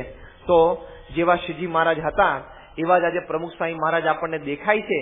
એનું કારણ એક આ પાસું પણ ખરું કે મહારાજના વખતમાં સંત સમાજ હતો એવો જ પ્રમુખ સ્વામી મહારાજના સાનિધ્યમાં પણ આજે આપણને દેખાય છે. બીજું એક દ્રષ્ટિકોણ એ પણ છે કે શ્રીજી મહારાજની મૂર્તિનું જેવું ચુંબકીય આકર્ષણ હતું, મેગ્નેટિક એટ્રેક્શન હતું, એકવાર શ્રીજી મહારાજને કોઈ જોવે એ શ્રીજી મહારાજને ભૂલી શકતા નહીં. એકવાર મહારાજની આંખમાં આંખ નાખીને કોઈ વાત કરે એ શ્રીજી મહારાજની મરમાળી મૂર્તિ એને પોતે ભૂલી શકતા નહીં.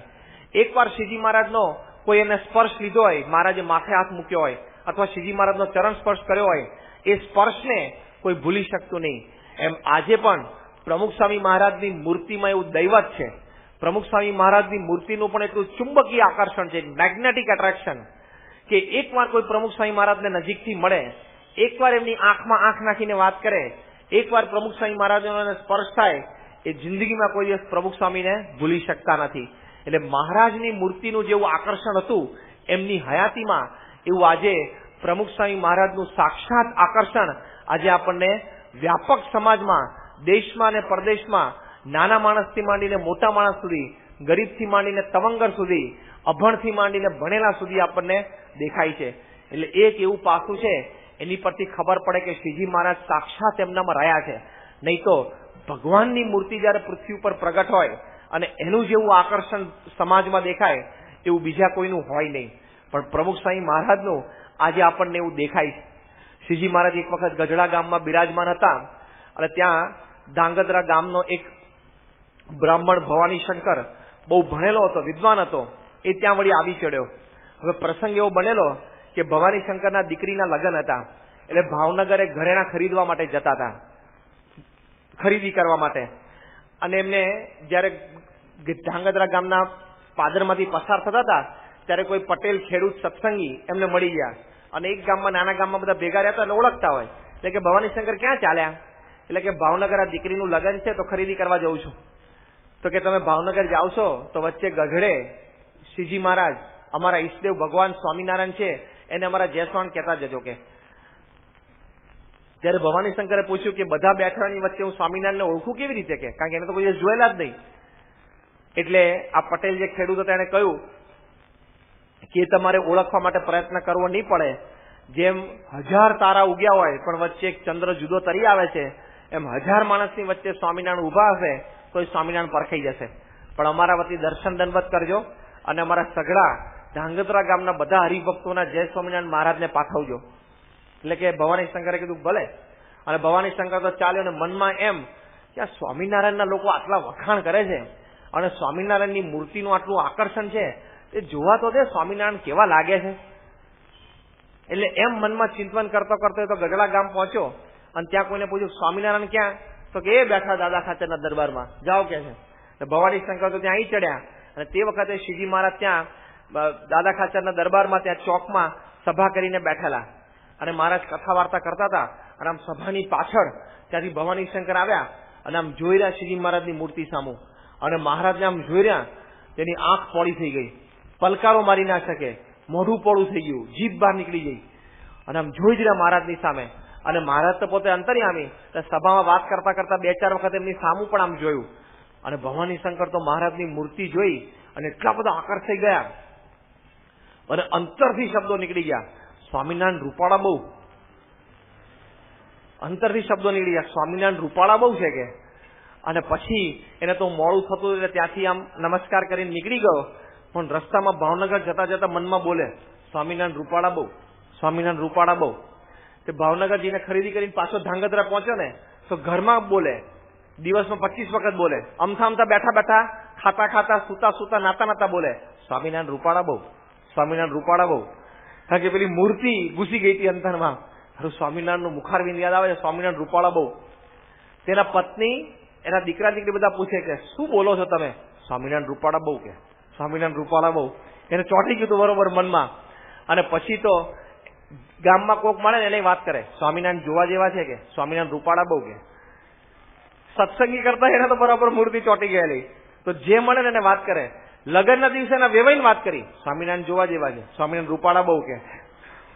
અને પછી વર્ષો બધા વીતી ગયા. આ બાજુ મહારાજ પણ ધામમાં પધારી ગયા, એને પણ વર્ષો થઈ ગયા. ભવાની શંકરની પણ બહુ મોટી ઉંમર થઈ ગઈ, 90 વર્ષની એમની ઉંમર થઈ. અને અંત અવસ્થા એમને આવી, ગંભીર બીમારી આવી અને ખાટલે પડ્યા. પણ રટણ ચાલુ, સ્વામિનારાયણ રૂપાળા બહુ, સ્વામિનારાયણ રૂપાળા બહુ, રટણ ચાલુ થઈ ગયું હતું. અને એમનો અંત સમય આવ્યો અને શ્રીજી મહારાજ માણકી ઘોડી સહિત પધાર્યા. અને આમ જોયું તો કે સ્વામિનારાયણ તમે. અને જે જરિયાની વસ્ત્રો પહેરીને શ્રીજી મહારાજ તે દિવસે સભામાં બેઠેલા પાઘ પહેરીને, એ જ જરિયાની વસ્ત્ર, એ જ પાઘ સાથે શ્રીજી મહારાજ માણકી ઘોડી ઉપર પધાર્યા. અને મહારાજ કે ભવાની શંકર ચાલો. તો કે ક્યાં? અમારા ધામમાં. કે સ્વામિનારાયણ તમારું ધામ કયું? કે જો સત્સંગી જ નતા અને બીજી કઈ ખબર જ નહોતી કે સ્વામિનારાયણ તમારું ધામ કયું?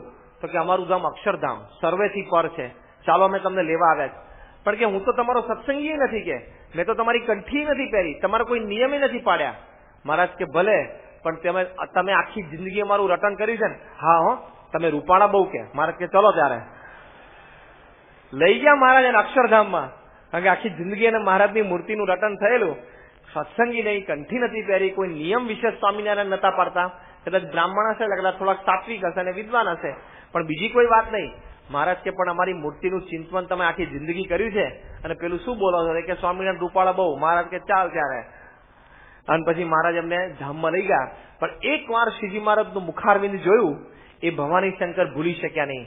એમ પ્રમુખ સ્વામી મહારાજ 1994 સાલમાં દિલ્હીમાં હતા અને ત્યાં આપણા પ્રથમ મંદિરની પ્રતિષ્ઠા વિધિ થયેલી ગુજરાત વિહારમાં. પ્રતિષ્ઠાના બીજે જ દિવસે એક મહાનુભાવોની સભા થયેલી. એમાં લગભગ 400 જેટલા પ્રતિષ્ઠિત મહાનુભાવો, બધા બિઝનેસમેન, અમુક પોલિટિશિયન્સ ને અમુક બધા અધિકારીઓ બધા આવેલા. અને તે વખતે વિવેક સાગર સ્વામી હિન્દીમાં પ્રવચન કર્યું. સ્વામી પણ હિન્દીમાં બોલ્યા.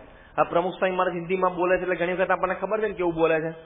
આખું વાક્ય ગુજરાતી બોલે પછી કે હે, પાછળ છેલ્લું હે અડાડ દે.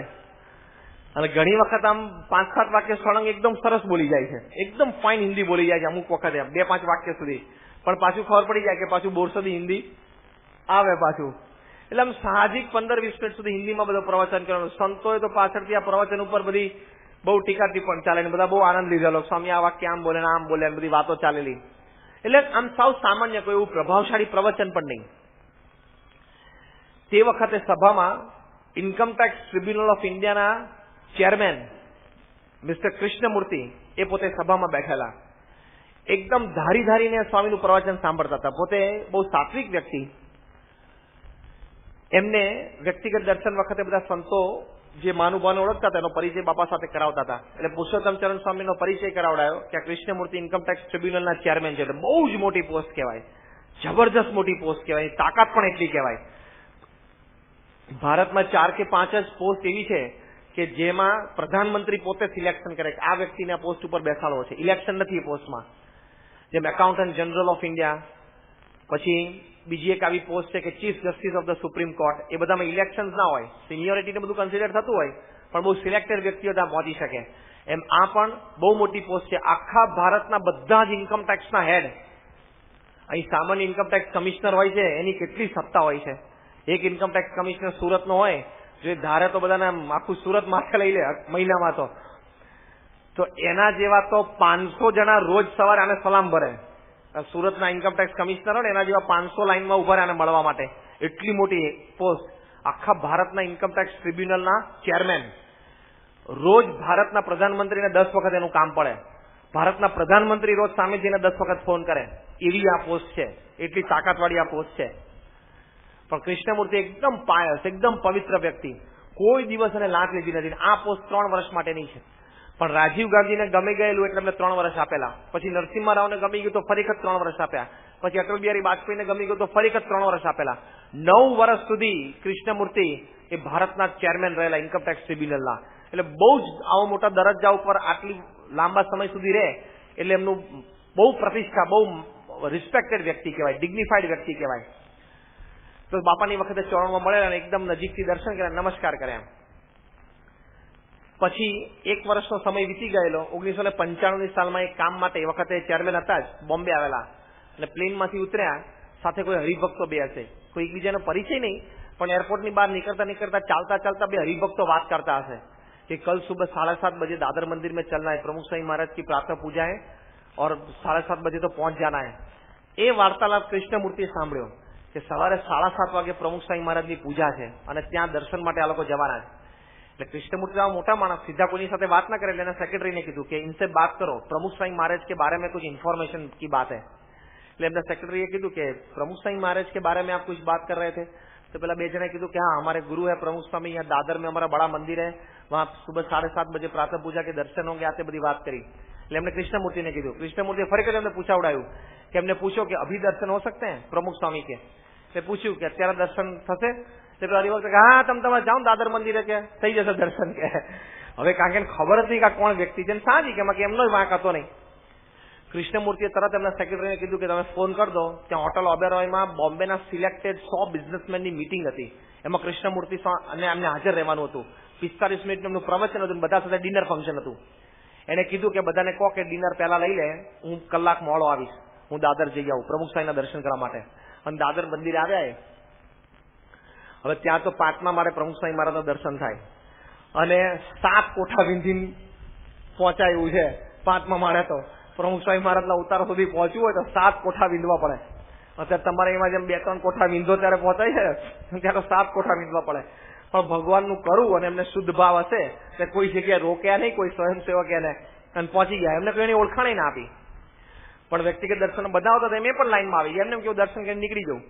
આમ જેવા પ્રમુખ સ્વામી મહારાજની પાસે આવ્યા અને સ્વામી આમ જસણ કર્યા, સ્વામી આમ માથે હાથ મૂક્યો. કેટલાય આવતા હોય છે ને, 300-400 જણા પ્રમુખ સ્વામી મહારાજને વ્યક્તિગત દર્શનમાં મળે, એમાં 50-60 ને જ કામ હોય, બાકી બધા તો નજીકથી દર્શન કરવા આવતા અને આશીર્વાદ લેવા આવતા હોય. પણ જેવા આમ 4 આંખ મળીને આમ એક ડગલું આગળ ભરે, આમ નમસ્કાર કરીને સ્વામીએ તરત હાથ લાંબો કરીને એમનો હાથ પકડી લીધો કાંડાથી. પ્રમુખ સ્વામી મહારાજ એમનો હાથ પકડી લીધો અને સ્વામી એકદમ આંખમાં આંખ રાખીને બોલ્યા. સ્વામી કે કૃષ્ણમૂર્તિ? કૃષ્ણમૂર્તિ સાહેબ ઘા થઈ ગયા કે હું 1.5 વર્ષ પહેલા એક જ વાર એમને મળેલો છું. અત્યારે એમની ઉંમર આ 75-76 વર્ષની છે અને એકવારમાં મને ઓળખી ગયા.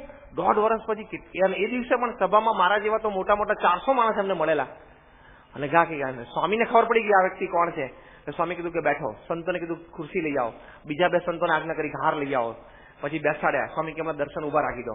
પછી બધા જેટલા 5-7 હરિભક્તો અંદર આવી ગયા લાઈનમાં, સ્વામી કે બધાને કહો બહાર ઉભા આપણે પછી મળીએ. પછી સ્વામી શાંતિથી 15 મિનિટ સુધી એમને બેઠા, ખબર અંતર પૂછ્યા. બહુ રાજી થયા. સ્વામી ઠાકોરજીનો હાર સંતો લઈને આવે એટલે એમને પહેરાવ્યો, જાતે પ્રસાદ આપ્યો, આશીર્વાદ આપ્યા, ફોટોગ્રાફ પડાવડાયા. એકદમ ગળગળા થઈ ગયા કૃષ્ણમૂર્તિ. દર્શન કરી ત્યાંથી નીકળ્યા. 99ની સાલમાં પ્રમુખ સ્વામી મહારાજ હૈદરાબાદ આવવાના હતા. તે વખતે બધા સંતો ત્યાં વિચરણ કરવા ગયેલા.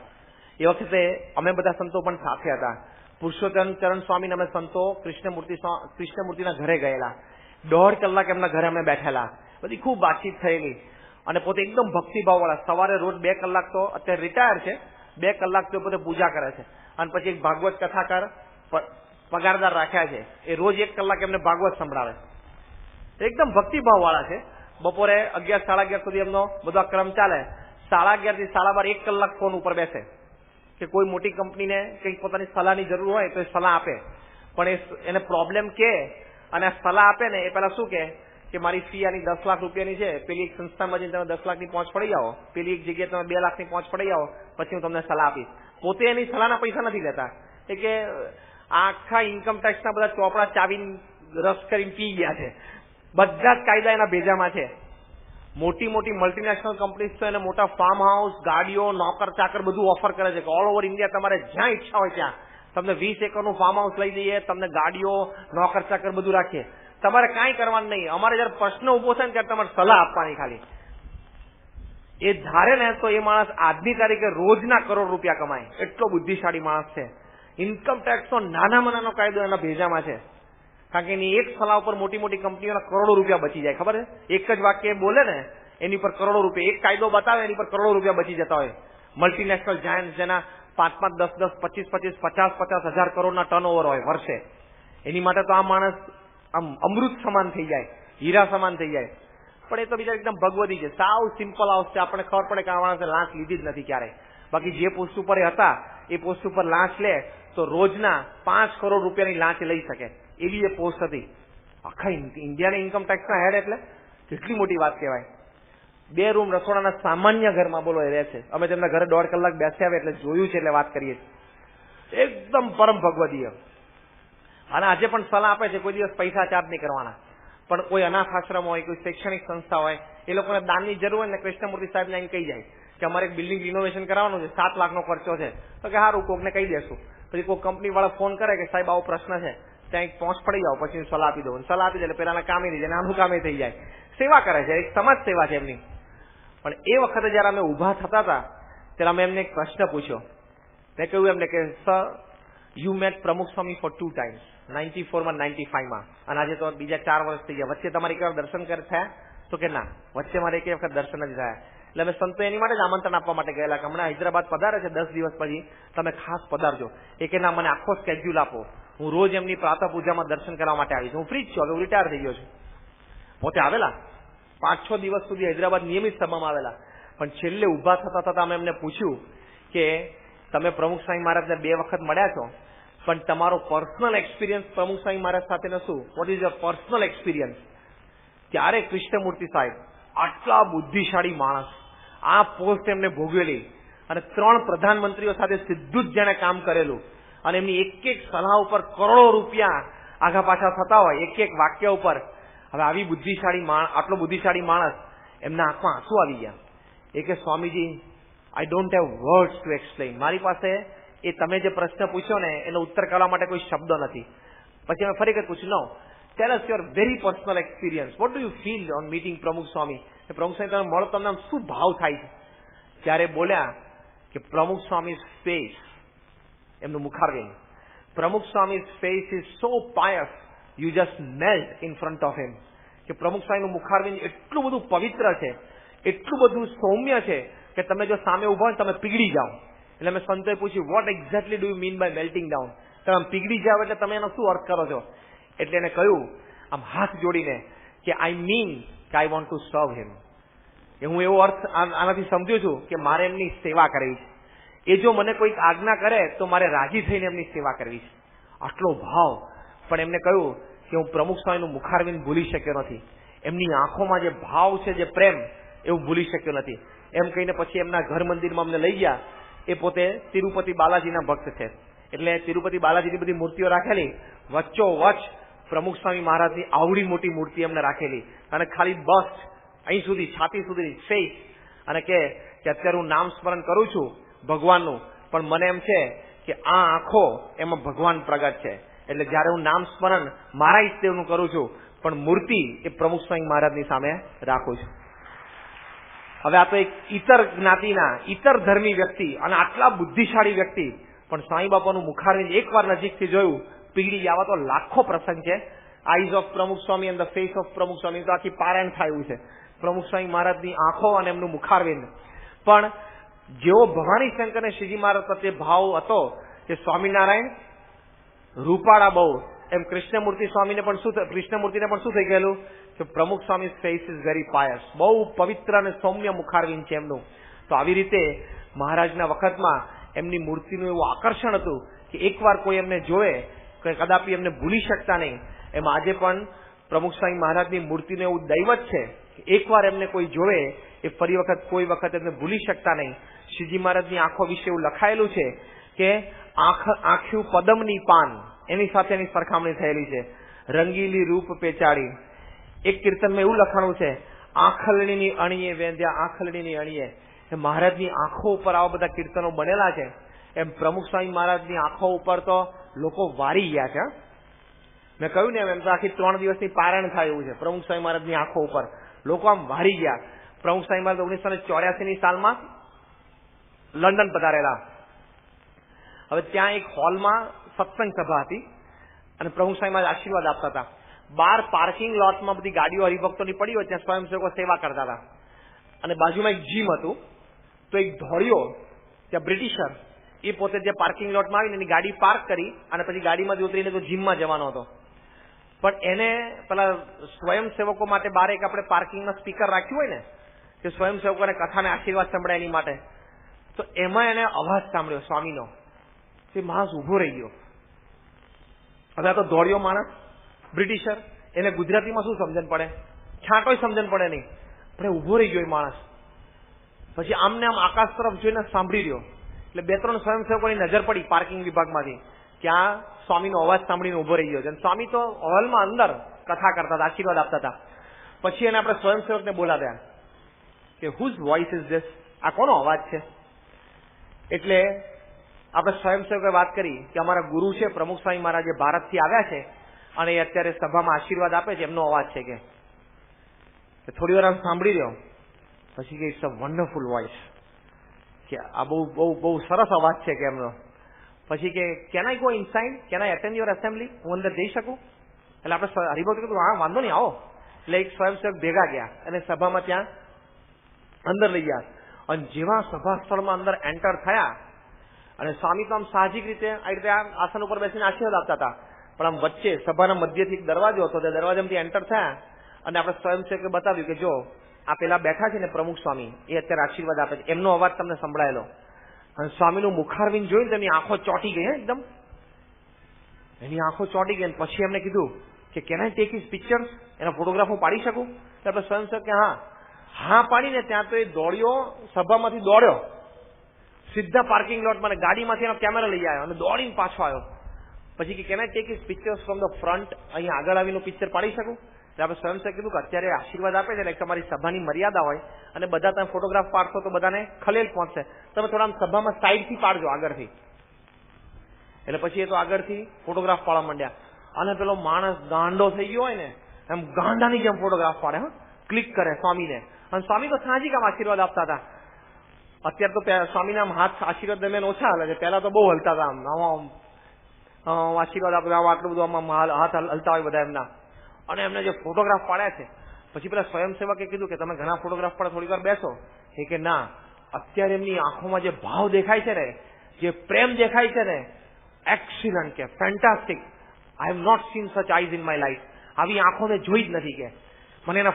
અને કે હું તો કઈ આખા ફોટો નથી પાડતો, ખાલી એમની આંખોના જ પાડું છું. હું તો એમની આંખોના જ ખાલી ફોટોગ્રાફ પાડું છું, કે આખા તો ફોટોગ્રાફ પાડતો જ નથી કે. અને પછી વિવેકજીવન સ્વામી 84માં સાથે હતા. એમને પેલા સ્વયંસેવકે વાત કરી. એટલે વિવેકજીવન સ્વામી એમ સભામાંથી ઉભા છે, એમની પાસે ગયા. ધોળિયાને કીધું કે તું ફોટોગ્રાફ પાડસ પણ તું વધારે તું વચ્ચે ના આવતો, નહીં તો આશીર્વાદમાં અને ઓડિયન્સને ડિસ્ટર્બ થશે. એ કે પ્લીઝ કે લેટ મી પિક્ચર, એટલે કે મને ફોટોગ્રાફ પાડવા દો કે. અને પછી એને ફોટોગ્રાફ પાડ્યા. એટલે વિવેકજીવન સ્વામી કીધું કે આને પૂછીએ ખરા કોણ છે, એને પૂછીએ તો ખરા કોણ છે. એમને કોઈ કાંઈ દોડાદોડી કરે. વિવેકજીવન સ્વામી કીધું કે મે આઈ હેવ યોર ઇન્ટ્રોડક્શન? એટલે વિવેકજીવન સ્વામી એને પૂછ્યું કે તમારો પરિચય. એટલે એને ખિસ્સામાંથી એનું વિઝિટિંગ કાર્ડ કાઢ્યું. Mister Peter Snowdon, chief photographer, BBC, British broadcasting કોર્પોરેશનનો ચીફ ફોટોગ્રાફર. પછી વિવેકજીવન સ્વામીએ તો શાંતિથી બેસીને વાર્તાલાપ કર્યો કે આ તો કોઈ વિશિષ્ટ વ્યક્તિ લાગે કે સામાન્ય આપણી જેમ ડબલા લઈને ફરતો હોય કેમેરાના સભામાં, એવો નથી. આ તો ચીફ ફોટોગ્રાફર છે BBC નો. પછી એને પીટર સ્નોડને વાત કરી કે હું દુનિયાના 100 દેશોમાં ફરેલો છું, મોટા મોટા પ્રેસિડેન્ટ અને પ્રાઇમ મિનિસ્ટર્સના ફંક્શન એટેન્ડ કરેલા છે BBC વતી, અને એ લોકોની ફોટોગ્રાફી કરી. મોટા મોટા હોલીવુડના એક્ટર અને એક્ટ્રેસીસના મેં ફોટો સેશન કરેલા છે. પણ આવી આંખો મેં મારી જિંદગીમાં નથી જોઈ, કે આટલી પ્રભાવશાળી આંખો I have not seen in my life. 100 દેશોના પ્રેસિડેન્ટ અને પ્રાઇમ મિનિસ્ટરને મળ્યો છું, મોટા મોટા એક્ટર એક્ટ્રેસીસના ફોટો સેશન મેં કર્યા છે, પણ આટલી પ્રેમાળ આંખો, આટલી પ્રભાવશાળી આંખો મેં ક્યાંય જોઈ નથી. અને I want to keep an exhibition of this eyes. હું ચર્ચમાં મારા પ્રીસ્ટને વાત કરીશ, અને મારા પ્રીસ્ટને હું વાત કરીશ આ રવિવારે સન્ડે અમારી એસેમ્બલી પછી, કે તમારે એક સંતની આંખ જોવી છે, એક ત્યાગી, એને સંસાર માટે સંસાર છોડ્યા પછી પણ કેટલો પ્રેમ હોઈ શકે છે. એ પ્રમુખ સ્વામી મહારાજ જયારે એમના હરિભક્તોને આશીર્વાદ આપતા હોય તેમની આંખોમાંથી જે પ્રેમનો પ્રવાહ છે એ સંતની આંખોના હું તમને દર્શન કરાવું. અને એણે ચર્ચની પરમિશન લઈ અને ચર્ચમાં એક દિવસ એટલે રવિવારે આખા દિવસ માટે પ્રમુખ સ્વામી મહારાજની આંખોનું એક્ઝિબિશન ગોઠવેલું. આવું તો આપણે કોઈ દાડો નથી કર્યું, બોલો. આખું પ્રમુખ સ્વામી મહારાજની આઈઝનું એક્ઝિબિશન અને એની જ કક્ષાનો એક ફોટોગ્રાફ એ તમારે જો જોવો હોય તો આપણું સત્સંગ પુસ્તક છે, એ સત્સંગ પુસ્તકના ટાઇટલ પેજ ઉપર પ્રમુખ સ્વામી મહારાજની આંખોનો ફોટોગ્રાફ છે. ખાલી આટલું જ પિક્ચર છે. એમનું થોડું ફોરહેડ છે, આઈબ્રોઝ છે, લીડ્સ છે, આંખો છે અને ચીક્સનો અહીં સુધીનો ભાગ છે. આટલી આમ પટ્ટીનો ફોટોગ્રાફ છે. એ આંખો સામે તમે થોડીક વાર જોઈ લેજો, આપણી આંખમાં પાણી આવી જાય એટલી પ્રભાવશાળી, એટલી આમ કરુણામય સ્વામીની બધી આંખો છે. પણ પીટર સ્નોડન ગોઠવ્યું અને આજની તારીખમાં પણ પીટર સ્નોડન એના ઘરે એના બધા જ રૂમમાં આ સાઈઝના પ્રમુખ સ્વામી મહારાજની આંખોના ફોટોગ્રાફ રાખે છે. What a wonderful I. Bill Clinton અમેરિકાના પ્રેસિડન્ટ, તો કેટલો મોટો માણસ ને કેવા વ્યક્તિઓને મળતા હોય, પણ માયામીમાં પ્રમુખ સ્વામી મહારાજને મળ્યા 22 મિનિટ માટે. ત્યાર તો એ અમેરિકાના રાષ્ટ્રપતિ હતા અને પ્રેસિડન્ટ ઓફ અમેરિકા એટલે દુનિયાનો રાજા કહેવાય. સવારના પહોરમાં ઉઠીને એની સત્તા સૂર્ય ઉગેથી આસમાન સુધી ચાલતી હોય, એ ધારે તંત્ર ફેરવી નાખે એટલો સત્તાધીશ માણસ. અને એની ફૂલ પ્રાઇમ સત્તા ઉપર હતા ત્યારે પ્રમુખ સ્વામી મહારાજને માયામીમાં ફ્લોરિડામાં 22 મિનિટ માટે મળેલા. પણ 22 મિનિટ પછી પહેલું જ વાક્ય બોલ્યા કે હિઝ આઈઝ આર મેગ્નિફિસન્ટ, કે એમની આંખો છે ને બહુ જ પ્રભાવશાળી છે, કે આવી આંખો મેં ક્યારેય જોઈ નથી. કે 22 મિનિટની મુલાકાતમાં અમેરિકાના પ્રેસિડન્ટ આવું બોલેલા. અને પછી બીજું બોલ્યા કે એમની આંખોમાં જે પ્રેમ ભાવ છે, મને એમની આંખો જોઈને એવું થયું કે આ વ્યક્તિ આ દરજ્જે પોતાના નિસ્વાર્થ સેવા ભાવનાથી પહોંચેલા છે. કોઈને ધક્કો મારીને, કોઈને પાછા પાડીને, કોઈના પ્રત્યે કુભાવ રાખીને આ પોતે આ કક્ષાએ પહોંચ્યા નથી.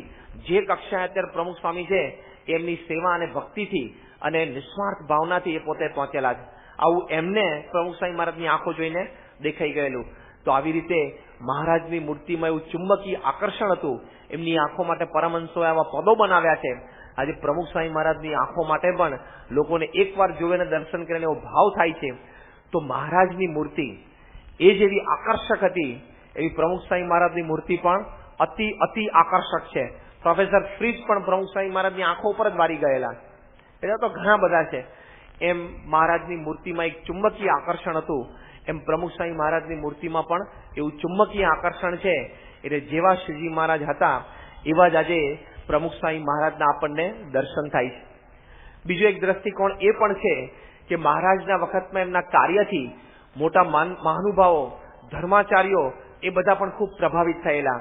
એમ આજે પણ પ્રમુખ સ્વામી મહારાજે આ હળાહળ કળિયુગમાં સતયુગની પ્રવૃત્તિ કરે છે તો મોટા મોટા મહાનુભાવો, મોટા ધર્માચાર્યો એ બંધ પ્રમુખ સ્વામી મહારાજના આવા કાર્યથી ખૂબ પ્રભાવિત થાય.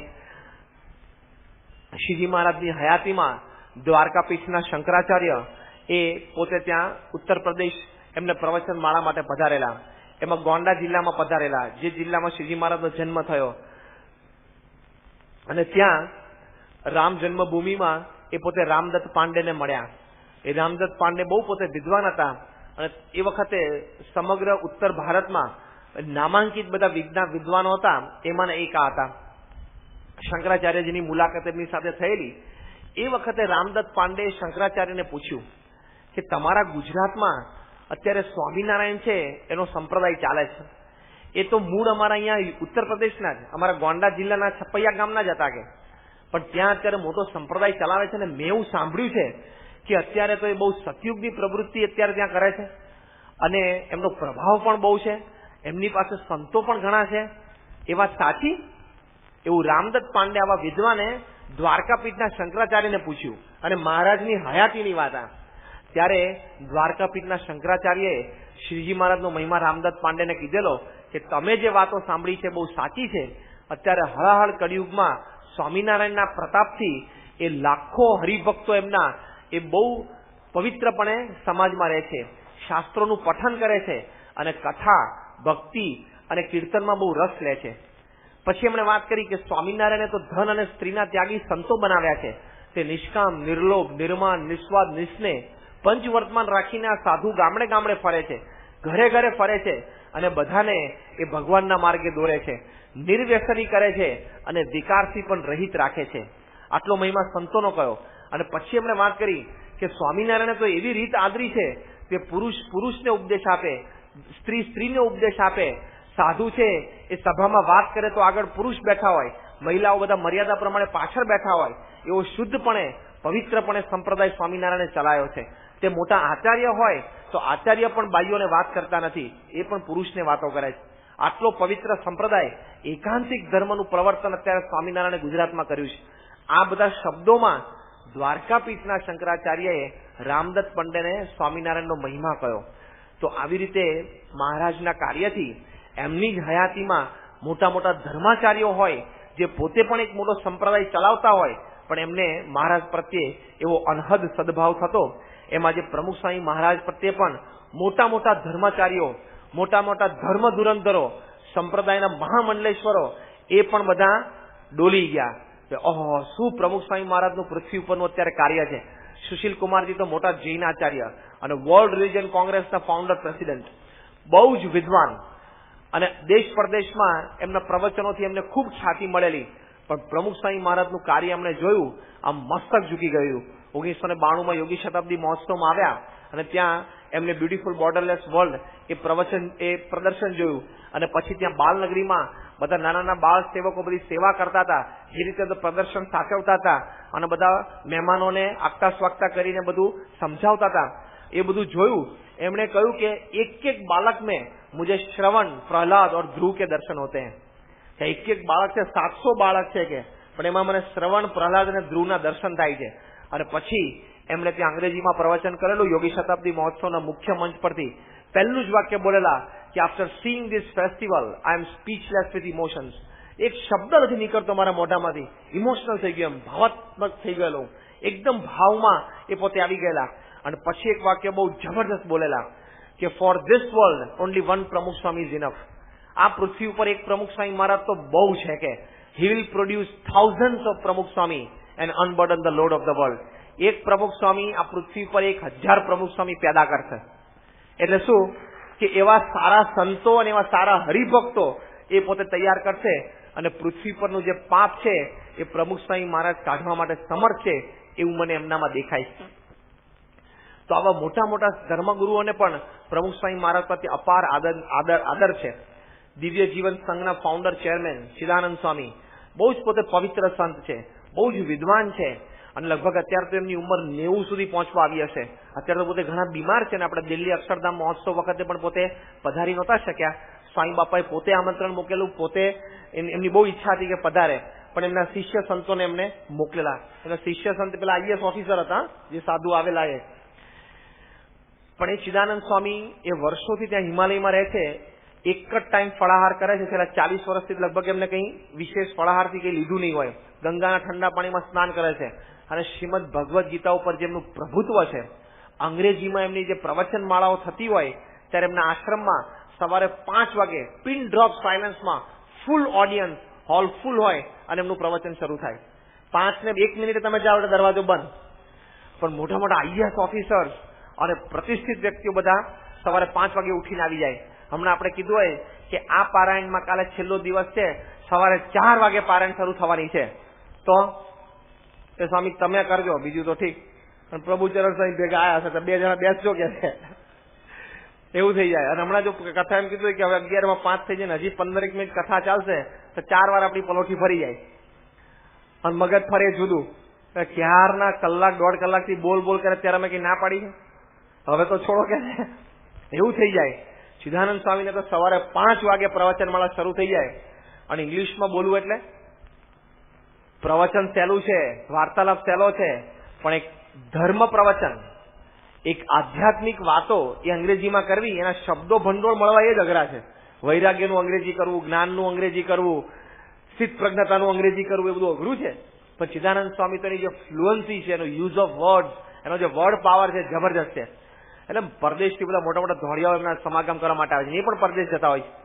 પણ એમને પ્રમુખ સ્વામી મહારાજ પ્રત્યે જે આદર છે, એમણે બ્રહ્મોપનિષદ પુસ્તકમાં પ્રમુખ સ્વામી મહારાજ માટે લખ્યું છે કે વી રિફર ટુ ભગવાન રામ એઝ મર્યાદા પુરુષોત્તમ.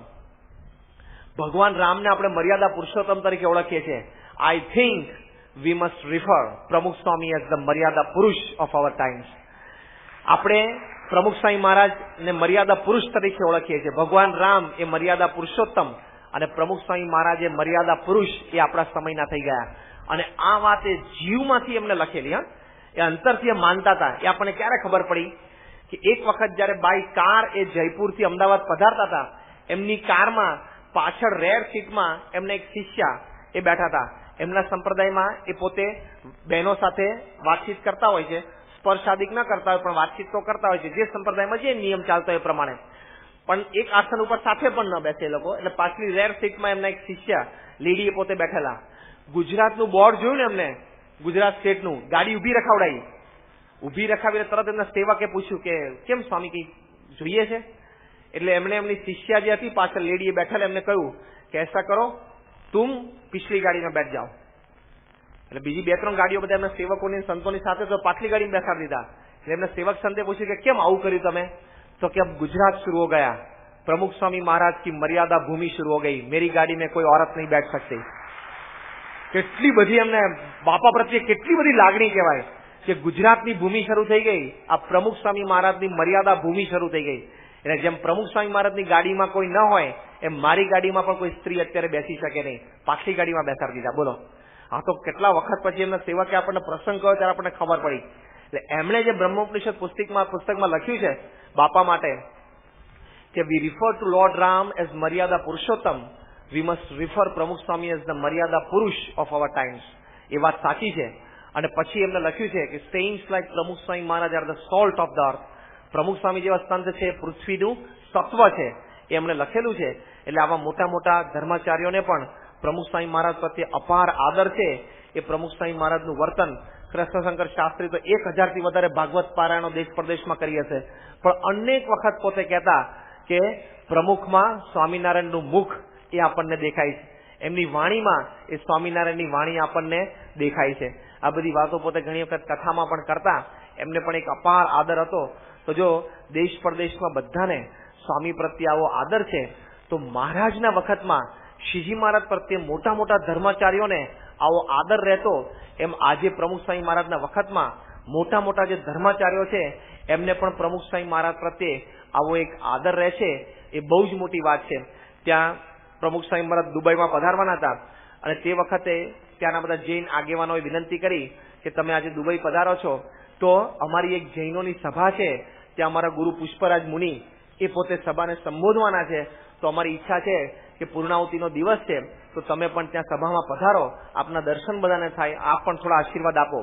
એટલે પછી સ્વામી બાપાએ બધા જૈન અગ્રણીઓને એમને રાજી કરવા માટે હા પડે કે અમે આવશું પણ અમારી એક મર્યાદા છે. એટલું બોલે અને તરત વિવેકસાગર સ્વામી બધી મર્યાદાઓ સમજાવી દીધી. એટલે બધા આગેવાનો અને આયોજકો હતા એ લોકોએ કીધું કે ના અમે બધી વ્યવસ્થા કરશું, તમે આવજો. પુષ્પરાજ મુનિને પણ ખ્યાલ આપ્યો કે પ્રમુખ સ્વામી મહારાજ આજે સભામાં આવવાના છે. હવે બધી જ જૈનોની સભા હતી. પ્રમુખ સ્વામી મહારાજનો તો એમના આગેવાનોને આયોજકોની બહુ ઈચ્છા હતી એટલે જવાનું થવાનું હતું. જે સ્ટેજ ઉપરથી આશીર્વાદ પુષ્પરાજ મુનિ બોલતા હતા અને બધી સભા ભરાઈને બેઠેલી. એટલે ત્યાં તો બીજા સંપ્રદાયોમાં તો આપણા જેટલી મર્યાદા ન હોય એટલે પુરુષો મહિલાઓ બધા સાથે બેઠા હોય. 11 વાગે પ્રમુખ સ્વામી મહારાજ સભામાં આવવાના હતા. એટલે 11:10 થઈને એટલે પુષ્પરાજ મુનિએ જાહેરાત કરી કે હવે પ્રમુખ સ્વામી મહારાજ હમણાં 10 મિનિટમાં સભામાં પધારશે, તો હું બધાને વિનંતી કરું છું કે જેમ પ્રમુખ સ્વામી મહારાજ સભામાં બેઠા હોય ત્યારે એમની જે સ્વામિનારાયણીય મર્યાદા છે, પુરુષો અને મહિલાઓ પોતપોતાના રિસ્પેક્ટેડ સ્થાનોમાં બેસતા હોય છે મર્યાદા પ્રમાણે, એ પ્રમાણે હવે બેસે તો એ સારું છે.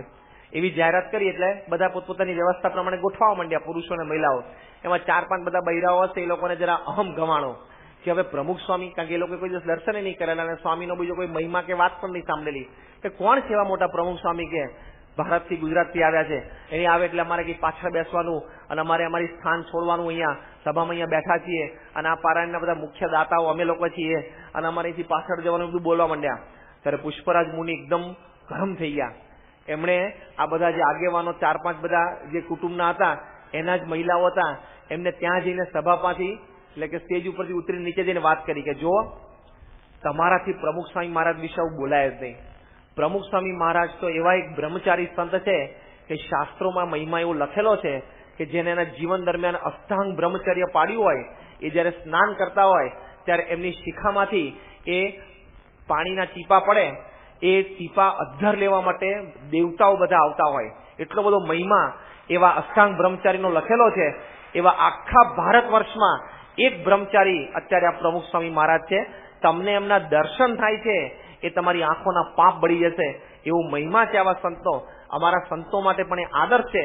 અને પછી એક વાક્ય પુષ્પરાજ મુનિ બોલેલા કે જો મને પૂછવામાં આવે તો દુનિયાભરના બ્રહ્મચારીઓની હું લાઈન લગાડું તો પહેલો નંબર બિન વિવાદાસ્પદ પ્રમુખ સ્વામી મહારાજને મારે આપવો પડે, એવું પુષ્પરાજ મુનિએ ભર સભામાં કીધેલું. અને પછી એ બધા મહિલા આગેવાનો કીધું કે તમારા ભાગ્ય છે કે આવા એક મહાન સંતના દર્શન તમને થાય છે, માટે તમે મર્યાદામાં રહો તો એમના દર્શન તમને થશે. અને બધું જ તમને જે કંઈ પુણ્ય એ તમારે જોઈતું હશે, એકવાર ભાવથી આવા મહાન સંતના દર્શન કરશો તો પણ બધું પુણ્ય પ્રાપ્ત થઈ જશે, અનંત વ્રત. અને પછી એવું બોલેલા કે અનંત અઠ્ઠૈયોનું પુણ્ય એ આમના દર્શનથી તમને થઈ જશે. તો આવી રીતે આવા મોટા મોટા ધર્માચાર્યો એમને પણ પ્રમુખ સ્વામી મહારાજ પ્રત્યે આવો આદર છે. તો જો મહારાજના વખતમાં આવો એમનો પ્રભાવ હતો, એ પ્રમુખ સ્વામી મહારાજના વખતમાં પણ આજે આવો જબરદસ્ત પ્રભાવ દેખાય છે. તો આજે આપણે આ વાતો સમજ્યા, 3 મુદ્દાઓ આજે આપણે સમજ્યા કે જેવા શ્રીજી મહારાજ સંત વત્સલ હતા એવા જ સંત વત્સલ પ્રમુખ સ્વામી મહારાજ છે. અને એ સંત વત્સલપણાના દાવે જેવો સંત સમાજ એ શ્રીજી મહારાજના વખતમાં હતો એવો જ સંત સમાજ આજે પ્રમુખ સ્વામી મહારાજના વખતમાં આપણને દેખાય છે. ત્યાર પછી આપણે બીજો મુદ્દો એ સમજેલા કે શ્રીજી મહારાજની મૂર્તિનું જેવું આકર્ષણ હતું એવું જ આકર્ષણ આજે પ્રમુખ સ્વામી મહારાજની મૂર્તિનું પણ આજે આપણને સત્સંગમાં અને બહાર ગુણભાવી સમાજમાં આપણને દેખાય છે. ત્રીજો મુદ્દો આપણે એ સમજ્યા કે મહારાજના વખતમાં એમના કાર્યથી, એમના ધર્મ પ્રવર્તનના કાર્યથી મોટા મોટા ધર્માચાર્યો ખૂબ પ્રભાવિત થઈ ગયેલા અને મહારાજ પ્રત્યે અપાર આદર ધરાવતા હતા. એમાં જે પ્રમુખ સ્વામી મહારાજ પણ આ હળહળ કળિયુગમાં જે સતયુગની પ્રવૃત્તિ પ્રવર્તાવે છે, તો આ ધર્મ પ્રવર્તનના કાર્યથી પ્રમુખ સ્વામી મહારાજ પ્રત્યે પણ મોટા મોટા ધર્માચાર્યો જે આ માર્ગે ચાલે છે અને પોતે પણ મોટા સંપ્રદાયો ચલાવે છે, એમને પ્રમુખ સ્વામી મહારાજ પ્રત્યે અપાર આદર છે. તો જેવા શ્રીજી મહારાજ હતા એવા જ આપણા ગુરુ પ્રમુખ સ્વામી મહારાજ છે, એમાં રોમનો પણ ફેર નથી. આવતીકાલે આપણે પારાયણનો છેલ્લો દિવસ છે, એમાં આપણે આવા જ બીજા 2 કે 3 મુદ્દા સમજવાના છે. એક તો જેવા શ્રીજી મહારાજના અભિપ્રાય, રુચિ, સિદ્ધાંત હતા એવા જ અભિપ્રાય, રુચિ અને સિદ્ધાંત એ આજે પ્રમુખ સ્વામી મહારાજના દેખાય છે. બીજું, શ્રીજી મહારાજનો એકમાત્ર ધ્યેય હતો કે પોતાના આશ્રિતને એવી બ્રાહ્મણી સ્થિતિ પડાવી, બ્રાહ્મણી સ્થિતિ કરી અને અક્ષરધામના અધિકારી કરવા છે. એમ પ્રમુખ સ્વામી મહારાજના અંતરમાં પણ એક જ ઈચ્છા છે કે આપણને બ્રાહ્મણી સ્થિતિ કરાવી અક્ષરધામમાં મહારાજની સેવાના અધિકારી કરવા. એ બીજો મુદ્દો આપણે કાલે સમજીશું.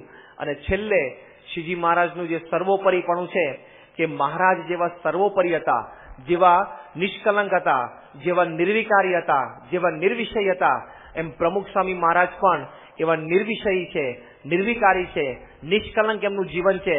અને મહારાજની જેમ એ પણ એવા સર્વોપરીપણે વર્તે છે. મહારાજનું પૂર્ણ ઐશ્વર્ય અત્યારે પ્રમુખ સ્વામી મહારાજ દ્વારા દેખાય છે. એટલા મુદ્દા આપણે આવતીકાલે પારાયણની પૂર્ણાહુતિમાં જોઈશું. શ્રી સ્વામિનારાયણ ભગવાનની જય.